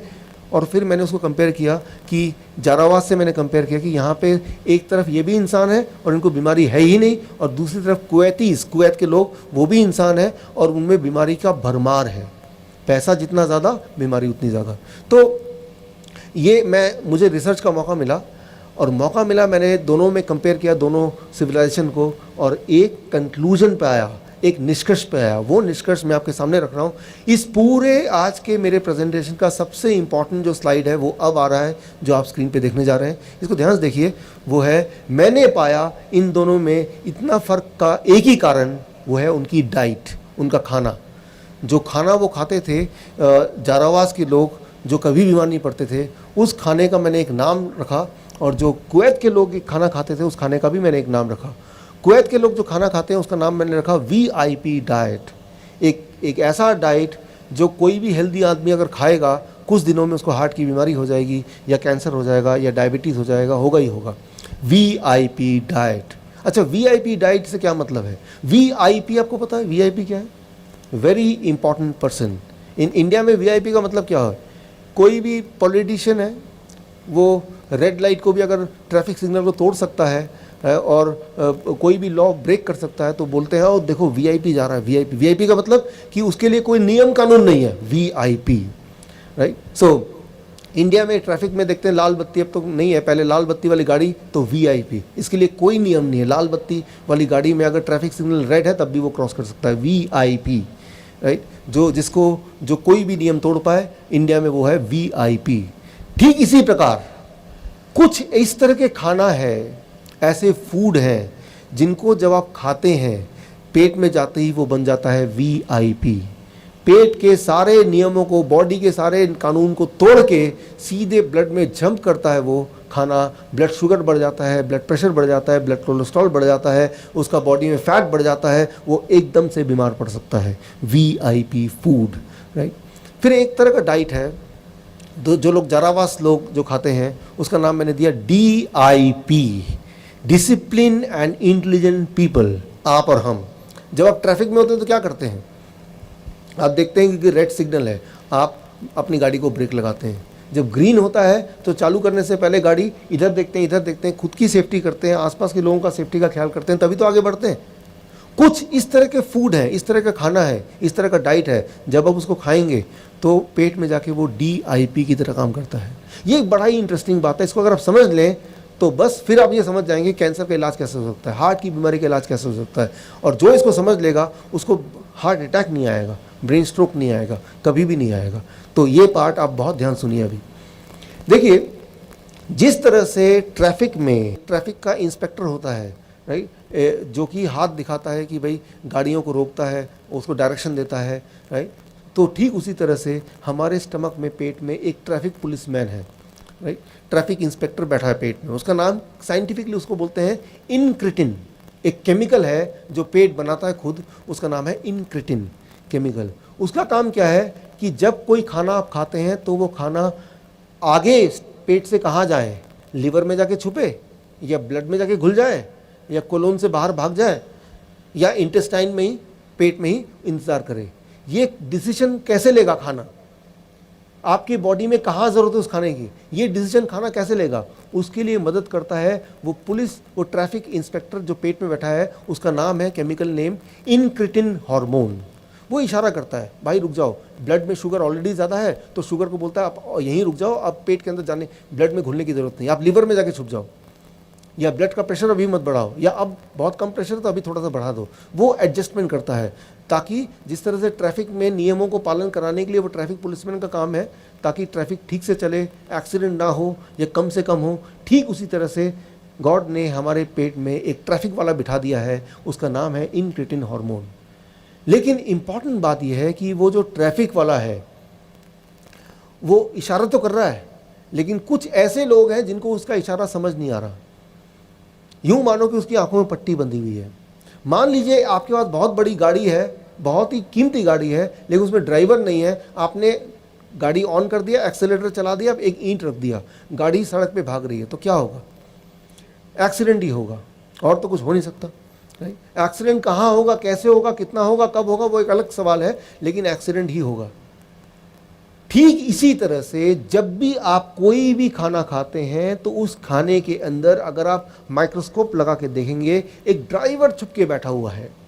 वो जो ड्राइवर है वो ट्रैफिक पुलिस वाला जो पेट में बैठा है उसके इशारे समझता है। मैं आपको दिखाता हूँ वो ड्राइवर दिखता कैसे है। आप एक काम कीजिए, आज घर जाके या कल घर जाके, कल कीजिए, आप कोई भी सब्जी लीजिए या कोई भी फल लीजिए, कोई भी फ्रूट ले सकते हैं आपके पसंद का, या कोई भी सब्जी ले सकते हैं, मूली, गाजर, टमाटर, खीरा या सेब, जो भी आपको लेना है, उसको जूस बनाइए। जूस बनाने के बाद उसको माइक्रोस्कोप के अंदर रखिए। जब माइक्रोस्कोप के अंदर रखेंगे तो वो क्या दिखेगा, वो आप देखिए यहाँ पे, आप देख रहे हैं यहाँ पे आपको सितारों की तरह दिख रहा है। तो कोई भी फल और सब्जी को अगर आप जूस बनाएंगे, उसको माइक्रोस्कोप के अंदर रखेंगे, तो जो आप स्क्रीन पे देख रहे हैं वही दिखेगा। इसे कहते हैं वो खाने का ड्राइवर, लाइव एंजाइम्स, मेडिकली बोलेंगे लाइव एंजाइम, या सिंपल शब्दों में खाने का ड्राइवर। जब आप वो सब्जी या फल वो जब खाएंगे, पेट के अंदर जाएगा, तो ये जो चमकता हुआ सितारा है ये ड्राइवर रूपी खाने को डायरेक्शन देगा, और वो जो पेट के अंदर पुलिस वाला, ट्रैफिक पुलिस वाला बैठा हुआ है, उसका नाम क्या है, इनक्रेटिन केमिकल हार्मोन, वो उसकी इशारे को ये वाला ड्राइवर समझेगा। तो ऐसे में क्या होगा, ब्लड शुगर आपका बढ़ेगा नहीं, ब्लड प्रेशर बढ़ेगा नहीं, कोलेस्ट्रॉल, सब कुछ जितने भी आंकड़े सारे नॉर्मल होने लगेंगे। क्यों?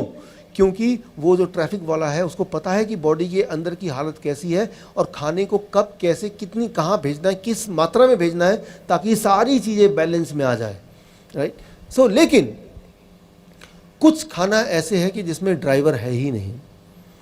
जैसे ज़रा सोचिए, आप एक काम कीजिए, आप कोई एक पैक जूस लीजिए, पैक जूस, ट्रॉपिकाना ले लीजिए, कोई भी पैक जूस दुकान में मिलता है, उस जूस को आप माइक्रोस्कोप के अंदर रखिए। क्या आपको लगता है उसके अंदर भी ये ड्राइवर मिलेगा? नहीं मिलेगा। तो कोई भी ऐसा खाना जो डब्बे में बंद होता है, इसका मतलब ये कि उसके अंदर जो ड्राइवर था, जो गॉड ने भेजा था, वो ड्राइवर अब मर चुका है, वो है ही नहीं।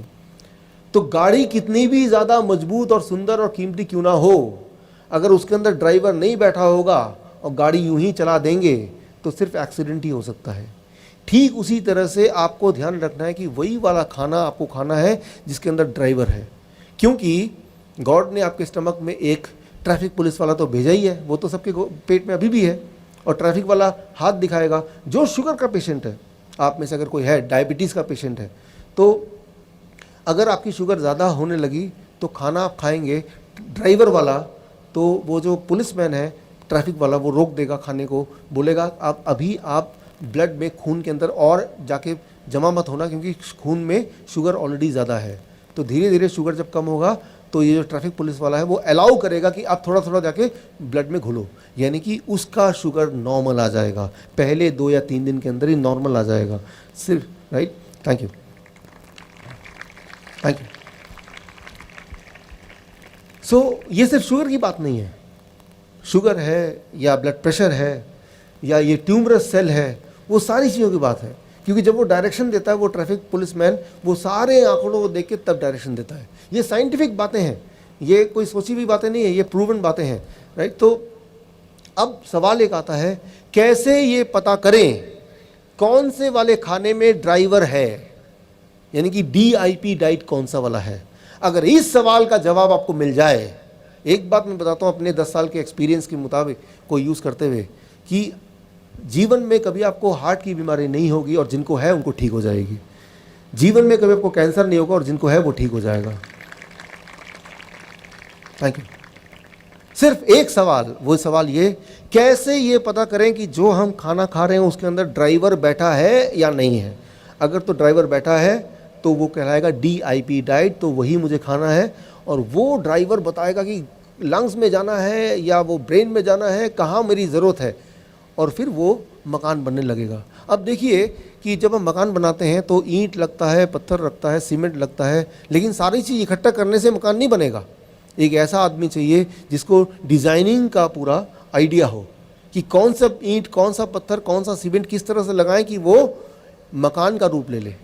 ठीक उसी तरह से आपने खाना खाया, वो एक बात, लेकिन वो कहाँ जाके किस तरह से इस्तेमाल हो ताकि बॉडी की रिपेयरिंग हो जाए, उसके लिए वो ड्राइवर की ज़रूरत है। और ड्राइवर के लिए वो आपके पेट के अंदर जो ऑलरेडी गॉड का बनाया हुआ इनक्रिटिन बोलते हैं इसको, या फिर इसको आप बोल सकते हैं पुलिस, ट्रैफिक पुलिसमैन, उस दोनों के बीच का तालमेल।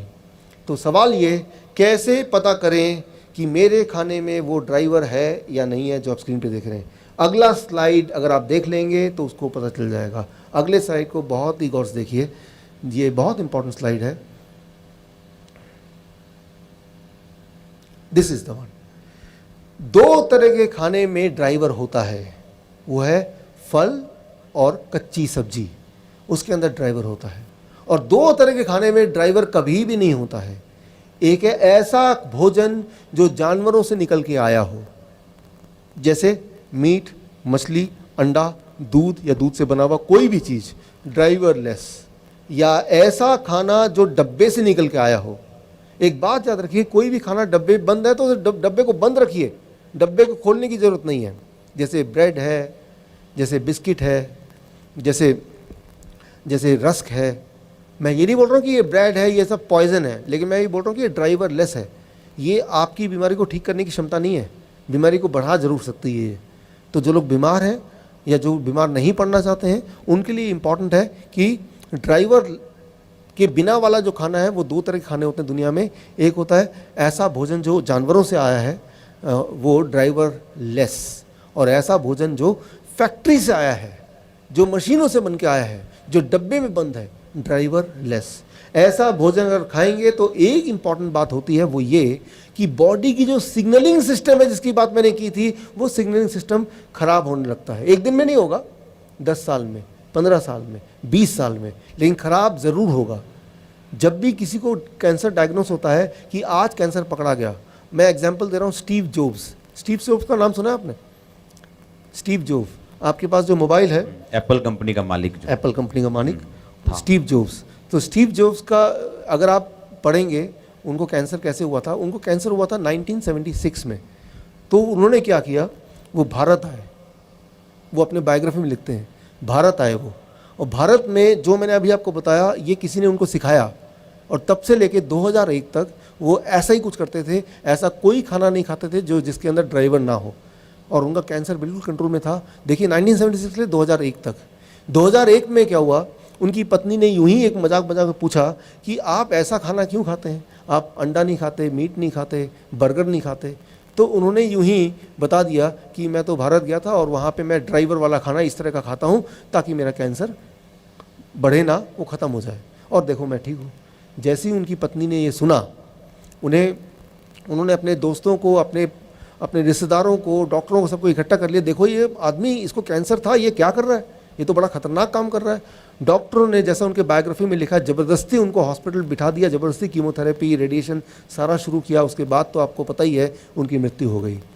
तो मैं ये बोलना चाह रहा हूँ कि एक ही इंसान इस दुनिया में आपको बचा सकता है, वो है आप खुद, आपके अंदर का गॉड, नोबडी एल्स, राइट। तो उस पर भरोसा कीजिए, और उसको, आपका काम है कि उसको आपको सपोर्ट करना है। आपके अंदर का जो इंसान है उसको सपोर्ट करना है। अगर उसको सपोर्ट करेंगे, बीमारी हो नहीं सकती, अगर है तो वो ठीक हो जाती है। हिस्ट्री में देखा गया है, चाहे मॉडर्न साइंस की बात करें या एंशिएंट हिस्ट्री की बात करें, मैं आपको बहुत सारे एग्जांपल और दिखाऊंगा, जो देखा गया है कि ये अगर आप ड्राइवर वाला खाना खाएं, ड्राइवर वाले दो ही तरह के खाने होते हैं, फ्रूट्स एंड वेजिटेबल्स, तो कैंसर होगी नहीं, और होगा तो वो ठीक हो जाएगा। कैसे करना है, आज जब घर जाएंगे तो क्या करना है आपको।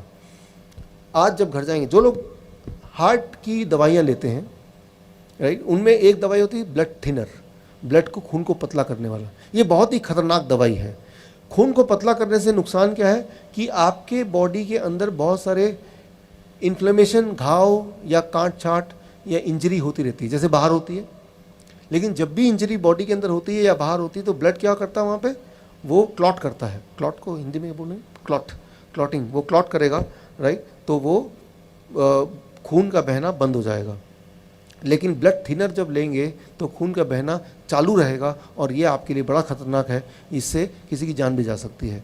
तो जो हार्ट की दवाइयाँ लेते हैं, जो ब्लड प्रेशर की दवाइयाँ लेते हैं, उसको कम करने के लिए, लेकिन जैसे ही आप इस डाइट पे जाएंगे, आपका ब्लड प्रेशर नेचुरली नॉर्मल आने लगेगा, और मजबूरन आपको ब्लड प्रेशर की दवा छोड़नी पड़ेगी, नहीं छोड़ेंगे तो लो ब्लड प्रेशर आ जाएगा। लो ब्लड प्रेशर भी अपने आप में एक बहुत बड़ी दिक्कत हो जाएगी।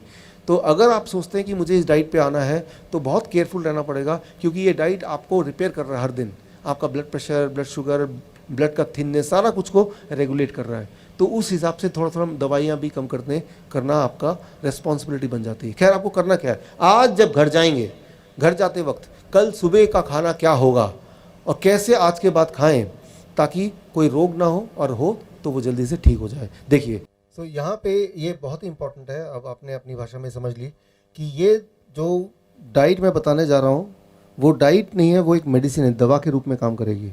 यानी कि जो भी दवा अभी तक आप ले रहे हैं, जो लोग ले रहे हैं, ब्लड प्रेशर की दवा, ब्लड शुगर की दवा, कोलेस्ट्रॉल की दवा या फिर ब्लड थिनर, ये सारी दवाइयाँ आपको कम करनी पड़ेंगी, ख़त्म करनी पड़ेंगी। क्यों? क्योंकि ये अपने आप बॉडी को नॉर्मल करेगा, और दवा भी लेंगे और ये भी लेंगे तो क्या होगा, इतना ज़्यादा कम हो जाएगा कि वो भी अपने आप में एक बड़ा ही ज़्यादा दिक्कत वाली बात होगी। तो करना क्या है, देखिए, सुबह जब आप उठेंगे, सुबह से लेके 12 बजे तक जो भी आप खाएंगे वो सिर्फ एक तरह की चीज़ें, वो हैं फल। कोई भी 3 से 4 तरह का फल चुन लीजिए अपनी पसंद का। वो अंगूर हो सकता है, केला हो सकता है, वो सेब हो सकता है, वो अनार हो सकता है, जो आपको बाज़ार में आराम से मिल जाए। यहाँ पे एक सवाल आता है, लेकिन डॉक्टर साहब मैं तो डायबिटीज़ का पेशेंट हूँ। अगर आप डायबिटीज़ के पेशेंट हैं तो अंगूर आपको और ज़्यादा खाना है, आम का सीज़न तो आम ज़्यादा खाना है, राइट। आम खाने से डायबिटीज़ ठीक होती है, ना कि डायबिटीज़ बढ़ती है।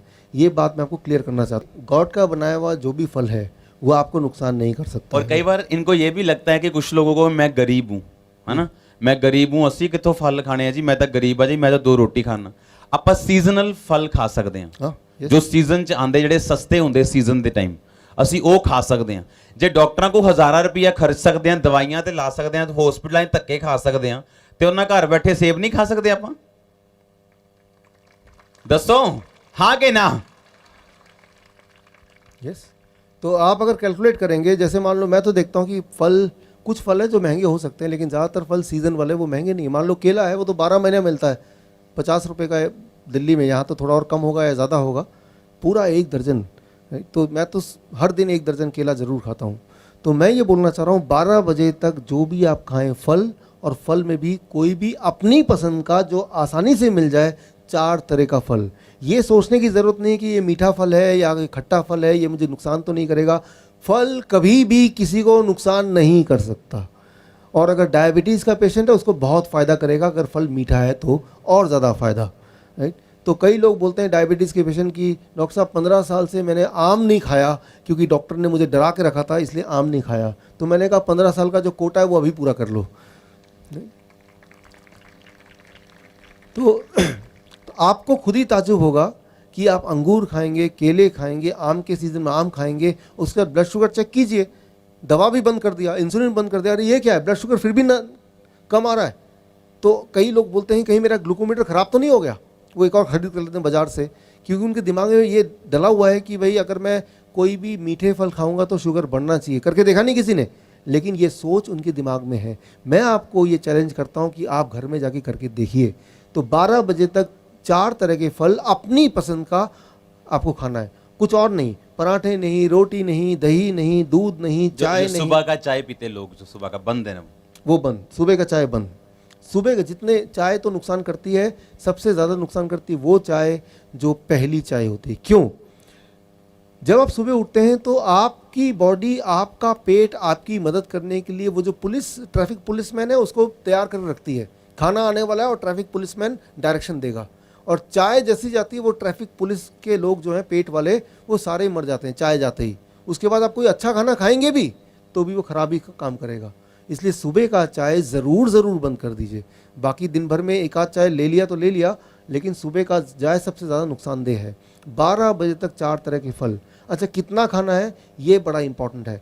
आपके बॉडी के वेट के अनुसार, मान लो आप अगर 70 केजी आपका बॉडी वेट है, एक और शून्य लगा दीजिए, 700 ग्राम। छिलका निकालने के बाद, गुठली निकालने के बाद जो इफेक्टिव वेट है उसकी बात मैं कर रहा हूँ। जैसे केले का छिलके का ही वेट 1/3 होता है, तो छिलके का वेट नहीं करना है, छिलका थोड़ा ना जा रहे हैं आप। तो जितना आपका वेट है, किसी का वेट अगर 100 केजी है तो कितना खाना चाहिए? 1 किलो, एक और शून्य लगा दिया तो 1 किलो, इतना कम से कम, इतना कम से कम। जितना ज़्यादा खाएंगे उतना ज़्यादा प्रभाव होगा, उतना ज़्यादा बढ़िया होगा। लेकिन इतना खाएंगे तो खाना दवा के रूप में काम करेगी, इससे कम खाएंगे तो खाना खाने के रूप में ही काम करेगी, वो उतना मेडिसिन, उतना बेनिफिशियल नहीं होगा। तो क्या खाना है, कब खाना है, कितना खाना है, ये तीनों चीज़ें बड़ी ही इंपॉर्टेंट रोल प्ले करती है। सो अभी हम बात कर रहे हैं 12 बजे तक। 12 बजे तक सिर्फ फल, 4 तरह के फल, कौन से वाले आप जो पसंद करते हैं वो। कितना खाना है, आपके बॉडी के वेट के अनुसार एक और शून्य लगा देंगे, 70 kg तो मतलब एक और शून्य 700 ग्राम। अच्छा, एक बार में खाना है, आपकी मर्जी। अच्छा, एक बार में 500 ग्राम खाया, पेट भर गया, कोई बात नहीं, 1 घंटे बाद भूख लगेगी फिर खा लेना। जितना ज़्यादा खाएंगे आपको ताज्जुब होगा, भूख उतनी बढ़ती जाएगी। भूख का बढ़ना मतलब आपकी हेल्थ अच्छी हो रही है, ये एक अच्छी निशानी है। तो 12 बजे तक सिर्फ और सिर्फ फल, भरपूर फल, पेट भर के फल। ऐसे खाना है जैसे भगवान ने आपको सिर्फ खाने के लिए बनाया, लेकिन फल खाने के लिए। ये हो गया 12 बजे तक। अब आते हैं आगे लंच। जब भी आप लंच करेंगे, हमेशा जब लंच में बैठेंगे, दोपहर के भोजन में 2 प्लेट लेके, अभी तक 1 प्लेट लेके बैठते थे, 2 प्लेट 1 और प्लेट 2। पहले प्लेट 2 की बात कर लेते हैं। प्लेट 2 में आप जो खाना है वो खाइए। क्या खाना चाहते हैं, छोले भटूरे, पूरी सब्जी या चावल, रोटी सब्जी, जो भी खाना चाहते हैं, उल्टा सीधा सब कुछ अपने प्लेट 2 में, वेजिटेरियन लेकिन डाल दीजिए। जितना खाना चाहते हैं उतना डाल दीजिए प्लेट 2 में। लेकिन प्लेट 2 की तरफ नज़र भी तभी रखेंगे जब पहले प्लेट 1 ख़त्म कर लेंगे। प्लेट 1 में 4 तरह के ऐसी सब्जी जो कच्चा आप खा सकें, जैसे मूली, गाजर, टमाटर, खीरा, ककड़ी, मटर, ऐसे कुछ सब्जियां हैं जो आराम से कोई भी कच्ची खा सकता है। उनमें से कोई 4 चुन लीजिए और अपने बॉडी के वेट के अनुसार, मान लीजिए आप हैं 70 kg इंटू 5, 70 kg मेरा बॉडी वेट है इंटू 5, 350 ग्राम या ज़्यादा, 350 ग्राम या ज़्यादा इंटू 5, इतना या इससे ज़्यादा। इससे कम होगा तो ये खाना है, ये या इससे ज़्यादा तो ये दवा है। इतना खाने के बाद इसे कहते हैं प्लेट 1। प्लेट 1 में क्या होगा, 4 तरह की ऐसी सब्जी जो कच्चा आप खा सकें। वो 4 तरह की कौन सी वाली सब्जी, वो आप चुन लीजिए जो आपको मिल जाए, जिसमें आप स्वाद लगे, 4 तरह की। कितना अमाउंट याद रखिए, क्या खाना है, कितना खाना है, कब खाना है, कैसे खाना है, ये सारी चीज़ों के बाद ही ये दवा के रूप में काम करेगी। नहीं तो ये तो सब हम खाते ही हैं, लेकिन कितना खाना है वो इंपॉर्टेंट है ताकि वो मेडिसिन की तरह काम करे। प्लेट 1 खाने के बाद उसके बाद प्लेट 2। कई बार कुछ आते हैं ऐसे पेशेंट चालाक से, डॉक्टर साहब पहले मैं प्लेट 2 खा लूँगा फिर प्लेट 1 खाऊंगा। रिजल्ट भी उल्टा ही होगा, समझिए इसको। प्लेट 1 जो है वो DIP डाइट है। तो प्लेट 1 मतलब कच्ची सब्जी, उसके अंदर ड्राइवर है, वो सारे ड्राइवर आप पहले खा रहे हैं। इमेजिन कीजिए आप सड़क पे चल रहे हैं, ट्रैफिक सिग्नल लाल है, आपने स्कूटर अपनी रोक दी, पीछे एक पॉलिटिशियन की गाड़ी है, वो हॉर्न दे रहा है, वो VIP है, हॉर्न दे रहा है, लेकिन आप हिल नहीं रहे अपनी जगह से, तो ना चाहते हुए भी उसको वहीं पे रुकना पड़ेगा। वो है तो VIP, लेकिन अब वो DIP बन गया, बाकी सब की तरह उसको रुकना पड़ा क्योंकि आगे आप है और आप हिल नहीं रहे अपनी जगह से, राइट। ठीक उसी तरह से पहले आपको, थैंक यू, DIP खाना, 4 तरह की सब्जी ऐसी खाने जो कच्चा खा सकें और कितना मात्रा मैंने बता दी है या उससे ज़्यादा। खाने के बाद अब आप प्लेट 2 खाएंगे, तो प्लेट 2 में जो भोजन है उसमें ड्राइवर 0 है ही नहीं, वो सिर्फ भोजन है। वो आपको क्योर नहीं कर सकती, ठीक नहीं कर सकती, लेकिन वो आपका नुकसान भी नहीं पहुंचाएगी क्योंकि पहले ही बहुत सारे ड्राइवर हैं और ये पीछे पीछे VIP फूड भी DIP की तरह काम करेगा। तो जब भी आप लंच करें, दोपहर का भोजन करें, हमेशा 2 प्लेट लेके बैठें और प्लेट 1 में 4 तरह की सब्जी रखें और प्लेट 2 में वेजिटेरियन मील, मतलब मांसाहारी नहीं शाकाहारी भोजन, जिसमें डेयरी प्रोडक्ट ना हो, मीट मछली ना हो, अंडा ना हो, वो सब चीज़ ना हो और उसमें कम तेल हो और कम नमक हो, ऐसा। ये हो गया लंच। डिनर का एक नियम, 7 बजे डिनर शुरू कर दीजिए, 8 बजे से पहले डिनर खत्म कर दीजिए। ये एक साइंटिफिक रीज़न आप याद रखिए।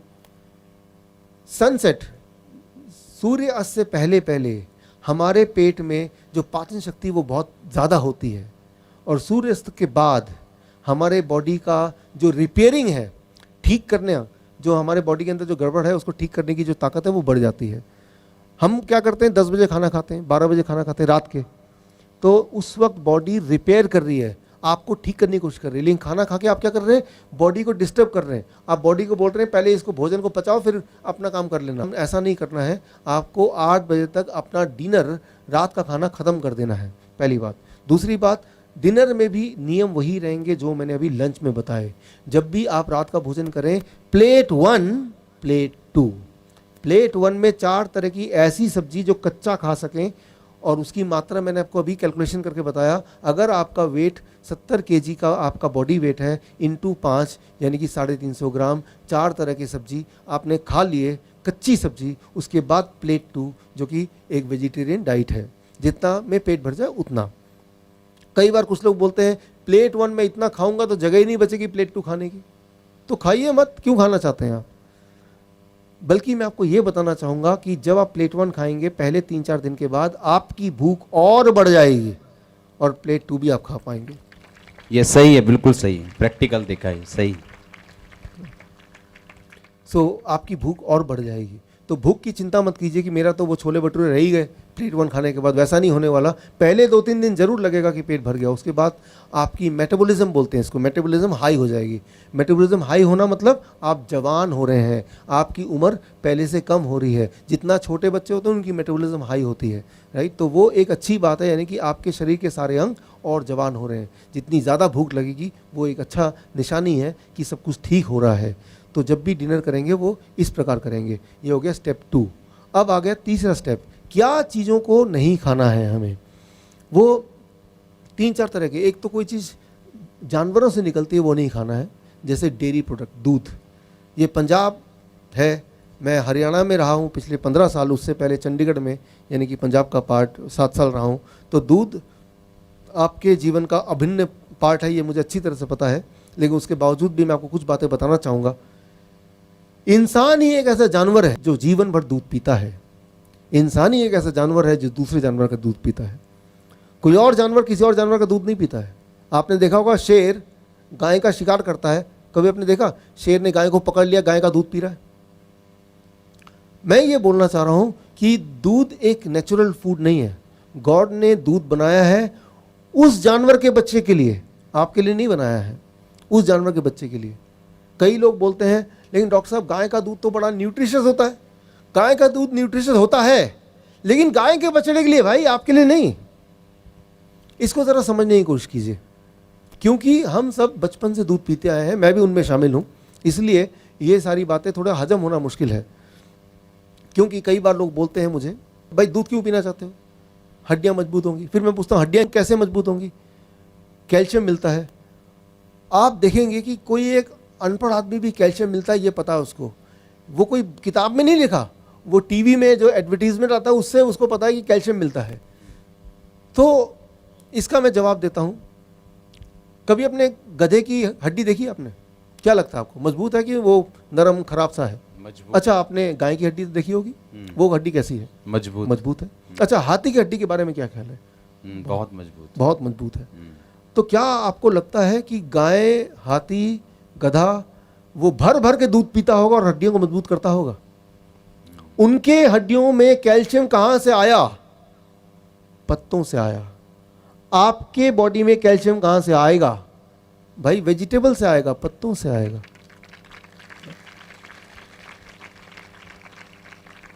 अच्छा, एक एक्सपेरिमेंट करके देखते हैं, आप मेरी बात मत मानिए, एक एक्सपेरिमेंट करके देखते हैं।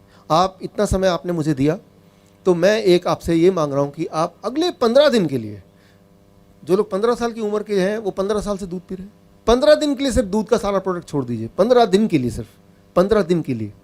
15वें दिन आप अपने आप से पूछिए मेरी एनर्जी कितनी है, मेरा बॉडी में फुर्ती कितनी है, मेरी नींद कैसे आ रही है, मेरा हेल्थ कैसा है, मेरा ब्लड प्रेशर कैसा है, मेरा ब्लड शुगर कैसा है, राइट? आप सबका आंसर पॉजिटिव मिलेगा। 15 दिन अगर छोड़ देंगे तो उतने में पता चल जाएगा। एक और एक्सपेरिमेंट कीजिए, एक और एक्सपेरिमेंट।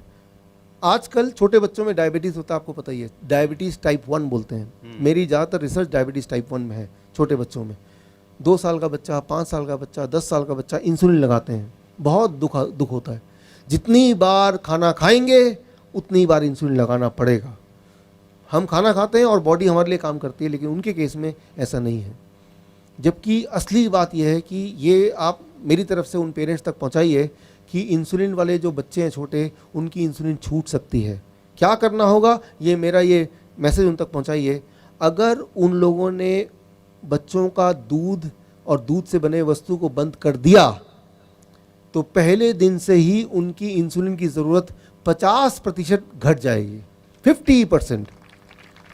Thank you. मतलब ये कि अगर वो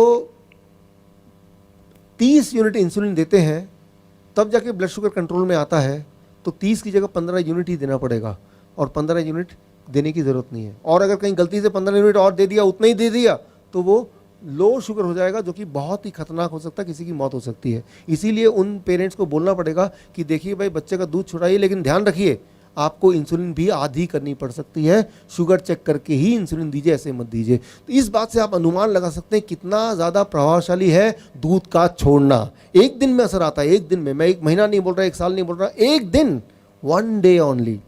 लेकिन कभी किसी डॉक्टर के पास जाएंगे, छोटा बच्चा जाता है, तो वो कभी नहीं बताएंगे कि भाई दूध छुड़ा दो, आपका शुगर छूट जाएगा। वो बोलते हैं दूध डबल कर दो, इंसुलिन 4 गुना बढ़ा दो, राइट। तो आपको जान के हैरानी होगी, डायबिटीज़ के 10 पेशेंट में से हर तीसरा पेशेंट इंसुलिन लेता है। Every 3rd patient take insulin. और दुनिया में डायबिटीज इंसुलिन बनाने की कितनी कंपनियां हैं? सिर्फ 3 कंपनियां, यूएस की, जर्मन की, 3। वो पूरे दुनिया के इंसुलिन को चला रहे हैं, 3 कंपनीज। 90% मार्केट उनके कब्जे में है। ज़रा सोचिए, अगर वो तीनों कंपनी एक दिन फैसला कर ले, आज से हम इंसुलिन नहीं बनाएंगे, क्या होगा? जो लोग इंसुलिन लेते हैं उनका क्या होगा? दिमाग में बात आ रही है, वो तो मर जाएंगे, मर जाएंगे। कितने प्रतिशत मरेंगे? 3%। इंसुलिन ना मिलने की वजह से सारे नहीं मरेंगे, 3% मरेंगे। क्या आपको पता है अभी इंसुलिन लेने की वजह से कितनी % मौत है? कितने प्रतिशत लोग मरते हैं?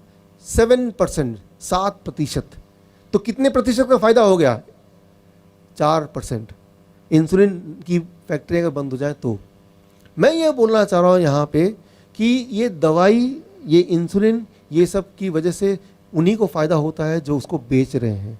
जो लगा रहे हैं उनको कोई फ़ायदा नहीं है, उनको नुकसान ही नुकसान है। उससे बचने का रास्ता बड़ा सिंपल है, आपको मैंने बताया। Step 1 fruit diet breakfast, step 2 plate 1 end plate 2 lunch में, प्लेट 1 एंड प्लेट 2 डिनर में, एंड स्टेप 3 किन चीज़ों को नहीं खाना है। नंबर 1 पैक्ड फूड नहीं खाना है, बिल्कुल छोड़ दीजिए। बिस्किट है, ब्रेड है, रस्क है, चिप्स है, छोड़ दीजिए। वो पैकिंग वाली चीज़ों को पैकिंग में ही रहने दीजिए, निकालने की ज़रूरत ही नहीं है उसको, पहली बात। और इसके अलावा दूध और दूध के प्रोडक्ट, उसको नहीं छूना है। 15 दिन के लिए एक्सपेरिमेंट करके देख लीजिए, 15 डेज ट्रायल। 15 साल से आपने दूध पिया, 15 डेज ट्रायल। एनिमल फूड छोड़ दीजिए।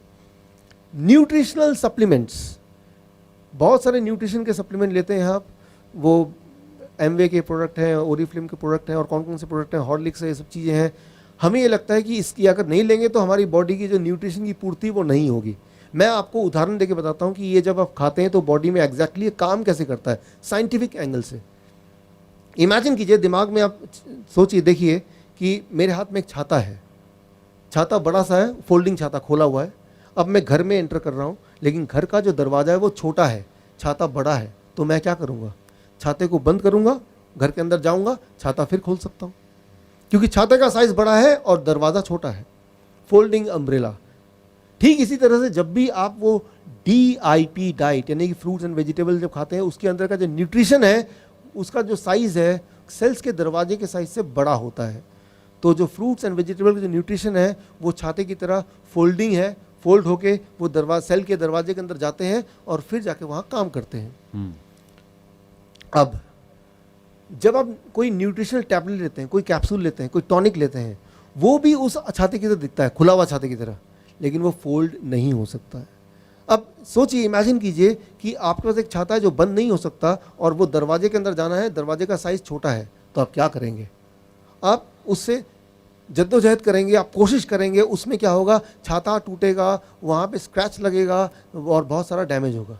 ठीक इसी तरह से जब भी आप कोई न्यूट्रिशन सप्लीमेंट लेते हैं, कोई टॉनिक लेते हैं, कोई टैबलेट लेते हैं, कोई पाउडर लेते हैं, वो बॉडी में जाता है, बॉडी में काम करने से पहले आपके बॉडी के सेल्स के दरवाजे को थोड़ा डैमेज करता है, उसके बाद ही काम करता है। तो इस तरह के न्यूट्रिशन टैबलेट को भी, टॉनिक को भी आपको बंद करना होगा, उसको उठा के फेंक दीजिए। जानवरों को भी मत दीजिए, वो भी बीमार पड़ जाएंगे, उसको किसी को मत दीजिए, डस्टबिन में फेंकिए। तो ये है स्टेप 3 कि किन चीज़ों को आपको छोड़ना है। एटलीस्ट कुछ दिनों के लिए तो पूरा छोड़ के देखिए और फिर देखिए कि किस तरह से ये बॉडी में प्रभाव करता है। किस तरह से बॉडी में प्रभाव करेगा, मैं उसका अपना नमूना देता हूँ, एग्जाम्पल देता हूँ। मेरे हज़ारों पेशेंट हैं पूरी दुनिया में, उनके ऊपर क्या प्रभाव किया उसका आंकड़ा मैं आपको देना चाहता हूँ। देखिए, पहले 3 दिन में आपकी मजबूरी हो जाएगी कि दवाई आपको डायबिटीज़ की छोड़नी पड़ेगी और इंसुलिन को भी आइदर बहुत कम करना पड़ेगा या छोड़ना पड़ेगा, क्योंकि ब्लड शुगर इतना कम हो जाएगा पहले 3 दिन में। पहले 1 हफ्ते के अंदर ब्लड प्रेशर आपका नॉर्मल में आ जाएगा, यानी कि ब्लड प्रेशर की दवाई छोड़नी पड़ेगी। इंटेस्टाइन, पेट की जितनी सारी बीमारियां, जिनको कॉन्स्टिपेशन है, जिनको पाइल्स है, पेट का कोई भी बीमारी है, जिनको एसिडिटी बनती है, कब्ज, बवासीर सब बोल रहे हैं, यस, बवासीर है, कब्ज है, चाहे वो 15 साल पुरानी हो, with in A weeks time वो कम होने लगेगा। 1 महीने के अंदर जो मोटे लोग हैं वो पतले होने लगेंगे। 10% बॉडी वेट, जिसका वेट 100 kg है वो 90 kg का 1 महीने में। आपको मैं एक्सरसाइज करने नहीं बोल रहा, एक्सरसाइज करना तो बहुत अच्छा होता है, लेकिन मैं ये मान के चल रहा हूँ आप एक्सरसाइज भी नहीं करेंगे, आप सिर्फ ये DIP डाइट जो मैंने बोला सिर्फ इतना ही करेंगे और ऐसा 1 महीने तक करेंगे। 10% वेट, जो मोटे लोग हैं उनका 10% वेट घट जाएगा। लेकिन 10% क्या, एक्चुअली उनका वेट घटेगा 20%। अगर वो 100 kg के हैं तो उनका फैट जो है, फैट वो 20 kg कम हो जाएगा और मसल्स 10 kg बढ़ जाएगा। तो इफेक्टिव वेट कितना हुआ, 90 kg, यानी कि वो स्ट्रांग बन जाएंगे। पतले दिखेंगे लेकिन स्ट्रांग बन जाएंगे, और वो जिम में जाएंगे तो ज़्यादा, जो जिम जाते हैं वो ज़्यादा बोझ उठा पाएंगे, भार उठा पाएंगे।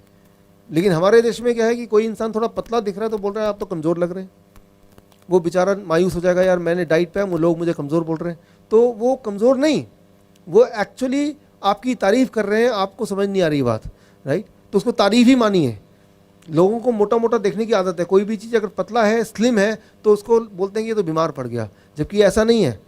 भगवान ने हमें बनाया है इतना मोटा। आप देखिए, जब आप कोई मोटा होता है, उसका जो हार्ट है, आपका जो हार्ट है उसकी साइज़ मुट्ठी बराबर है। आप कितने भी मोटे हो जाएं, आपका हार्ट का साइज़ मुट्ठी बराबर है, इतना ही रहेगा। अब मानिए ट्रक के अंदर मारुति 800 की इंजन हम डाल दें तो ट्रक कितना दूर जा सकता है भला, ज़्यादा दूर नहीं जा सकता है। अगर इतना मोटा एक आदमी है, उसका हार्ट इतना ही है, वो तो बढ़ सकता नहीं है, तो हार्ट को कितनी मुश्किल होगी इस आदमी को आगे तक चलाने के लिए। तो हार्ट के अनुसार ही आपकी बॉडी का साइज़ होना चाहिए, तो बॉडी का वेट होना चाहिए। ज़्यादा भारी भरकम इंसान दिखने में, कोई बोलेगा बहुत हेल्दी ये लग रहा है, बहुत ताकतवर दिख रहा है, लेकिन उसको बोलें थोड़ा यहाँ से यहाँ तक चल के देखना, वो हाँफ जाएगा। तो आपके अंदर जान आ जाएगी, ताकत आ जाएगी, आपका बॉडी वेट आपका कम हो जाएगा, लेकिन मसल्स बढ़ जाएंगे। लेकिन मसल्स पतले होते हैं, इसलिए आपकी कमर बहुत पतली हो जाएगी। जिनके गाल फूले हैं, गाल थोड़े अंदर आ जाएंगे, लेकिन आपको ताकत लगेगी, बहुत स्ट्रेंथ लगेगा। सो 3 महीने के अंदर अंदर आपके अगर कोई हार्ट की दिक्कत है तो सारी हार्ट की दिक्कत खत्म हो जाएगी। हार्ट की दिक्कत कैसे पता चलती है, मैं आपको सिंपल तरीका बताता हूँ, हाउ टू नो कि आपके हार्ट में दिक्कत है। देखिए, हार्ट के जो पेशेंट होते हैं, बड़ा सिंपल है, ये समझिए, बिकॉज हमारे देश में 10 में से तीसरा डेथ, 3 डेथ का कारण है हार्ट। हर 10 में से 10 मौतें हैं तो 3 मौत का कारण है हार्ट। हर 10 में से 2 मौत का कारण है कैंसर, राइट। तो इसलिए हार्ट और कैंसर पर थोड़ा जोर देना पड़ेगा मुझे। सो हार्ट की बीमारी में क्या होता है कि जिनको हार्ट की बीमारी होती है उन्हें कैसे पता चलता है, जब वो चलते हैं, सीढ़ियों चढ़ के ऊपर आते हैं, कई बार वो नोटिस करते हैं, यार जब भी मैं सीढ़ी चढ़ता हूँ तो थोड़ा यहाँ पे दर्द होता है। वो डिसाइड करता है कि मैं सीढ़ी चढ़ूँगा नहीं, मैं लिफ्ट लूँगा, तो वो दर्द गायब हो जाता है। फिर धीरे धीरे देखता है कि जब भी मैं सामान लेके जाता हूँ तो थोड़ा दर्द होता है, थोड़ा डिस्कम्फर्ट लगता है, तो वो सामान लेना भी बंद कर देता है। फिर धीरे धीरे कुछ समय बाद देखता है वो कि जब मैं यूं ही तेज़ी से चलूं तब भी दर्द करने लगता है, तो वो सोचता है मैं तेज़ी से चलूँगा ही नहीं, धीरे धीरे चलूँगा। फिर एक समय आता है, वो देखता है कि जब मैं धीरे धीरे भी चल रहा हूँ तब भी मैं हाँफ जा रहा हूँ, यहाँ पे दर्द हो रहा है, पेन हो रहा है, चुभन हो रही है। अब वो सोचता है कि मैं ऐसा करता हूँ, डॉक्टर के पास जाके एक बार दिखाई देता हूँ, चुपचाप, घर में नहीं बताया, चुपचाप चला गया डॉक्टर के पास, यूं ही। घर वाले परेशान होंगे, डॉक्टर को बताया, डॉक्टर साहब ऐसा ऐसा मेरे साथ हुआ, जैसे मैंने आपको बताया। वो डॉक्टर क्या बोलेगा, इसका सीधा मतलब ये है कि आपके हार्ट में ब्लॉकेज है तभी ऐसा हो रहा है। लेकिन डॉक्टर बोलेगा पता नहीं, हो सकता है ब्लॉकेज हो सकता ना हो, ऐसा करो एंजियोग्राफी करा लो, पहली बात, राइट। एंजियोग्राफी करा लो, डॉक्टर साहब जो है वो कर लीजिए, तो ठीक है यहाँ साइन कर दो। क्या साइन कर दो कि एंजियोग्राफी कराते वक्त अगर मेरी मौत हो गई तो मैं जिम्मेदार हूँ, ये डॉक्टर जिम्मेदार नहीं है। जैसे ही वो पर्चा देखते हैं आप, अरे ये इसमें मौत की क्या बात हो गई, तो तब आपको समझ आती है कि एंजियोग्राफी मतलब कोई एक खतरनाक चीज़ होने वाली है। मैं आपको सिर्फ इतना बताना चाहूँगा यहाँ पे कि अगर ऐसा सिम्टम होता है जैसे मैंने अभी आपको बताया, इसका मतलब आपके हार्ट में ब्लॉकेज है। लेकिन इसमें घबराने की ज़रूरत नहीं है।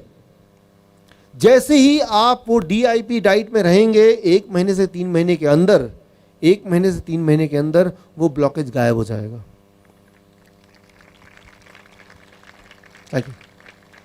अच्छा, कैसे पता चलेगा ब्लॉकेज गायब हो गया? बहुत आसान। अब सीढ़ी चढ़ेंगे, दर्द नहीं हो रहा। अब दौड़ेंगे, दर्द नहीं हो रहा। सामान उठाएंगे, दर्द नहीं हो रहा। पता चल गया ना? तो कोई डायग्नोस्टिक की जरूरत नहीं है। गॉड ने आपके बॉडी के अंदर डायग्नोस्टिक बिठा दिया है, लेकिन हम क्या करते हैं, हम अपने आप पे विश्वास न करके वो मशीन पे विश्वास करते हैं। मशीन पे विश्वास करना कम कीजिए। आजकल क्या करते हैं, वो ना गूगल मैप, कहीं भी जाना है तो गूगल मैप ऑन कर लेते हैं। मुझे ताजमहल जाना था, मैंने कहा कि भाई मैप ऑन करो। मैप बताता है सीधे जाओ, राइट जाओ, लेफ्ट जाओ। फिर एक जगह पहुंच गए, हमने देखा ये रहा ताजमहल, ये रहा सामने, आंखें दिखा बोल रही ताजमहल। एक आदमी बोल रहा है ताजमहल, कान में भी आवाज़ आ रही है तो ताजमहल है। लेकिन गूगल मैप बोल रहा है 2 किलोमीटर और आगे जाओ। तो किसकी बात मानूं मैं? गूगल मैप की बात मानूं या जो मुझे दिखाई दे रहा है उसकी बात मानूं? लेकिन मैं तो टेक्नोलॉजी वाला आदमी हूँ, मैं तो एडवांस आदमी हूँ। मैं बोल रहा हूँ मेरी आंखें धोखा दे रही है, मेरा कान धोखा दे रही है, गूगल मैप ठीक है।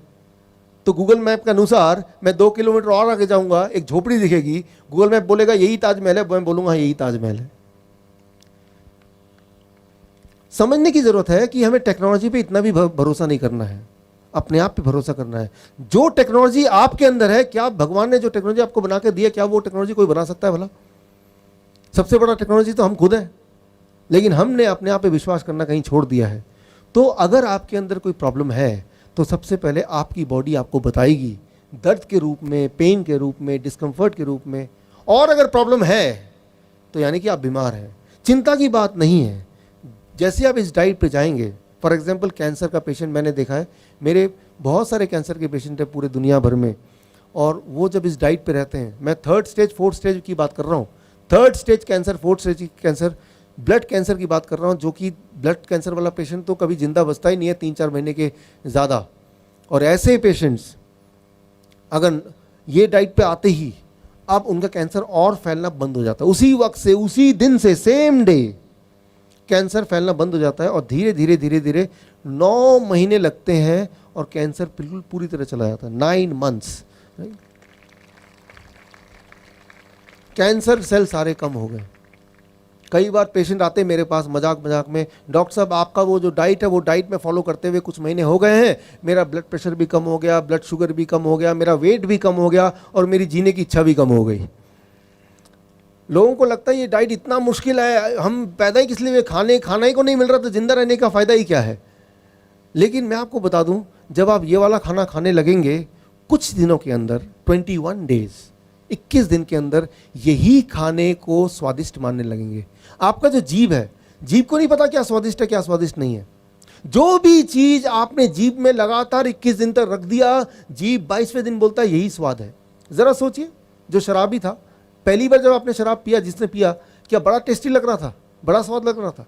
लेकिन आपने क्या किया, पहला दिन, दूसरा दिन, तीसरा दिन, आपके दोस्तों ने आपको हेल्प किया, फ्री में आपको शराब पिलाया, और आपने पिया, फ्री में मिल रहा है। 21 दिन, 22वें दिन आपने अपने पैसे का शराब पिया। बोलने का मतलब यह है कि आपका जीभ का कोई परमानेंट स्वाद नहीं है, स्वाद बदलता रहता है। कोई भी चीज 21 दिन तक करेंगे तो वही स्वादिष्ट बन जाएगा, कोई भी चीज 21 दिन तक लगातार छोड़ देंगे तो जीभ उसके स्वाद को भूल जाएगा। 21 दिन का ही तो मामला है सारा। तो 21 दिन, इतनी शक्ति तो आप में है, तभी आप यह सब यहाँ पे हैं। सारे लोग तो नहीं, जो लोग यहाँ पे हैं पूरे दुनिया में से दूर दूर से आए हैं, तो वो शक्ति की वजह से आए हैं। वो शक्ति आपको 21 दिन के लिए देगा, उसके बाद आपका स्वाद चेंज हो जाएगा। भगवान का बना हुआ जो खाना है, गॉड का बना हुआ खाना है, उससे ज़्यादा टेस्टी थोड़ा ना आप खाना बना सकते हैं। इंसान सोचता है ये टमाटर क्या बना दिया, मैं बनाती हूँ इसको तल के, उसको उसमें घी भी डाल दिया, उसमें नमक भी डाल दिया, मिर्च भी छिड़क दिया, अब बोलते हैं इसमें स्वाद आ गया। आप एक काम कीजिए, जो चीज़ जैसे भगवान ने बनाए वैसे खा के देखिए 21 दिन तक, आपको ये पता चल जाएगा कि इतने सालों तक हमने क्या मिस किया, क्या चीज़ हमारे जीवन में आ नहीं पाई। खैर देर नहीं हुई है, जो भी जहाँ पे है अपने जीवन के उसी स्टेज में आप इसको अपना सकते हैं। तो मैंने देखा जो अस्थमा के पेशेंट होते हैं, लंग्स के डिसऑर्डर के पेशेंट होते हैं, उनको लगभग 6 महीना लगता है। 6 महीना अगर वो ये डाइट पे रहें, 6 मंथ्स, तो उसकी जो पंप है वो छूट जाता है, उसके अस्थमा ठीक हो जाता है। 6 महीना बहुत ज़्यादा नहीं होते लेकिन बहुत कम भी नहीं होते, लेकिन मैं जानता हूँ कि हर दिन वो थोड़ा थोड़ा ठीक होता है, तो उसकी हिम्मत बनी रहती है। देखता है आज मैं कल से अच्छा हूँ, आज मैं कल से अच्छा हूँ, यही ताकत मिलती रहती है, और थोड़ा 6 महीने के अंदर अंदर वो पूरी तरह ठीक होता है। जो घुटनों के जो पेशेंट्स हैं, घुटनों का जो दर्द है यहाँ पे घुटने के दर्द के लोग थोड़े बहुत हैं। देखिए एक इंपॉर्टेंट बात याद रखिए, घुटने का दर्द होता क्यों है और क्या करना चाहिए हमें। घुटने के दर्द के होने के 2 कारण हैं। पहला कारण, जब गॉड ने आपके घुटने बनाए, ये स्पेयर पार्ट, जैसे मारुति गाड़ी या कोई भी कार का स्पेयर पार्ट होता है ना, कि इतनी बड़ी गाड़ी है तो टायर का साइज इतना होना चाहिए, उसके इंजन का साइज इतना होना चाहिए। तो गॉड को पता है कि आपके बॉडी का साइज इतना होगा तो उसके लिए घुटने इतने ही होंगे, लेकिन आपका साइज इतना बड़ा हो गया। गॉड को पहले ही पता होता कि आपका साइज इतना होने वाला है, तो घुटने इतने बड़े बड़े करता, लेकिन अब तो काफ़ी देर हो गई। तो हमारे बॉडी का जितना वेट होना चाहिए, भार होना चाहिए, उससे अगर डबल भार होगा तो घुटने कब तक सहेंगे, पहला कारण। दूसरा, अगर आप अंदर एक लेंस लेके देखेंगे घुटनों के अंदर, तो बहुत सारे छोटे छोटे छोटे छोटे घाव मिलेंगे। घाव, इन्फ्लेमेशन कहते हैं इसे, घाव मिलेगा, जख्म। वो जख्म जब भरेगा उस दिन घुटने का दर्द गायब हो जाएगा। अच्छा, तो वो जख्म भरे कैसे, उस घाव को भरना कैसे है? उसके लिए आपको चाहिए दवा। मैं भगवान का बना हुआ एक दवा की बात करते हैं। एक एक्सपेरिमेंट करके देखिए, कल घर जाके, मान लो कभी कुछ कट जाता है, कहीं कट गया, गलती से ब्लेड लग गया, कट गया, आप क्या करते हैं? डेटॉल लाते हैं, कोई चीज़ लाते हैं, लगा देते हैं। आप डेटॉल मत लगाइए, आप कोई भी सब्जी लीजिए, पालक या कोई भी और पत्ता, जो पत्ता मिल जाए आपको, उसका जूस निकालिए, कोई भी पत्ते का जूस निकालिए, पालक का जूस निकालिए, मूली का जूस निकालिए, गेहूं के ज्वारे का जूस निकालिए, जूस लेके लगा दीजिए। आप हैरान हो जाएंगे कि उसी वक्त खून बहना बंद हो जाएगा, और तेजी से 1 दिन 2 दिन के अंदर आपको पता भी नहीं चलेगा कि आपका वहाँ पे कट गया था। यानी कि वो मरहम गॉड का बनाया हुआ ऑलरेडी है आपके पास। Thank you. तो पत्तों का जूस अगर आप पिएंगे तो ये घाव बहुत जल्दी भर जाएगा। 3 महीना लगेगा लेकिन भर जाएगा, ये पक्का है, ये मैंने हज़ारों बार देख लिया है, राइट। सो जिन लोगों का कहीं भी दर्द है, जोड़ों का दर्द है, किसी भी तरह का दर्द है, तो यानी कि वहाँ पे अगर आप देखें अंदर लेंस लगा के, तो वहाँ घाव है, वहाँ ज़ख़म है। तो ज़ख़म का इलाज आपको पता चल गया, वो तो आपको पता है। कोई भी पत्ते का जूस, वो पालक का पत्ता हो सकता है वो, या कोई भी, या पत्ता खा लीजिए। जूस कौन बनाएगा, पत्ता खा लीजिए। रोज़ 100 से 200 ग्राम पत्ते खाने चाहिए सभी को। ज़रा सोचिए सही, पूरे दुनिया में 1/3 दुनिया का जो पूरा जगह है वो हरे से भरा हुआ है, ग्रीन। कोई तो कारण होगा ना। शेर भी जब बीमार पड़ता है तो वो पत्ते खाता है। इंसान जब बीमार पड़ता है वो डॉक्टर के पास जाता है। शेर जब बीमार होता है वो घास खाता है, घास खाता है, और पेट उसका घास खाने से ही ठीक होता है। हाँ, पेट उसका घास खाने से। आपके पास अगर कोई डॉग है, जो लोग कुत्ता रखते हैं घर पे, आपने देखा होगा कि जब वो बीमार पड़ता है वो क्या करता है, सीधे जाता है, वो राउंड में जाता है, वो घास खाने लगता है। तो मैं ये बोलना चाह रहा हूँ कि इसके अंदर तो इलाज है। और ये आपकी तरह बाइबल का मैं महारथी नहीं हूँ, लेकिन बाइबल में ये पत्ते वाली बात लिखी हुई है, ये मैंने पढ़ा है, राइट।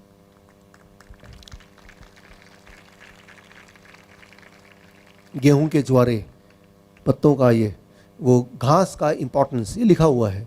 और वो आजकल की मॉडर्न साइंस इसको देख के उन्होंने एस्टेब्लिश कर लिया है कि वो जब पेट के अंदर जाएगा तो पूरे बॉडी में कहीं भी जख्म होगा तो वो बहुत जल्दी हील हो जाएगा। तो चाहे वो डायबिटीज़ हो जो 3 दिन में कंट्रोल होता है, चाहे वो ब्लड प्रेशर हो जो 1 हफ्ते में कंट्रोल होगा, चाहे वो मोटापा है जो 1 महीने में, हार्ट की बीमारी 3 महीने में, अस्थमा है तो 6 महीने में, या कैंसर होगा तो 9 महीने में। ठीक उसी तरह से किडनी का स्टोन अगर है तो इस डाइट पे रहने से स्टोन क्या होगा, धीरे धीरे डिजॉल्व होगा, छोटा होता जाएगा। टाइम लगेगा लेकिन हर दिन छोटा होगा, थोड़ा छोटा होगा, छोटा होगा, और एक टाइम आएगा जब वो डिजॉल्व हो जाएगा पूरी तरह से। तो बस इस डाइट पे रहना है। तो ये डाइट क्या करता है, एक साथ सारी बीमारी पे काम करता है।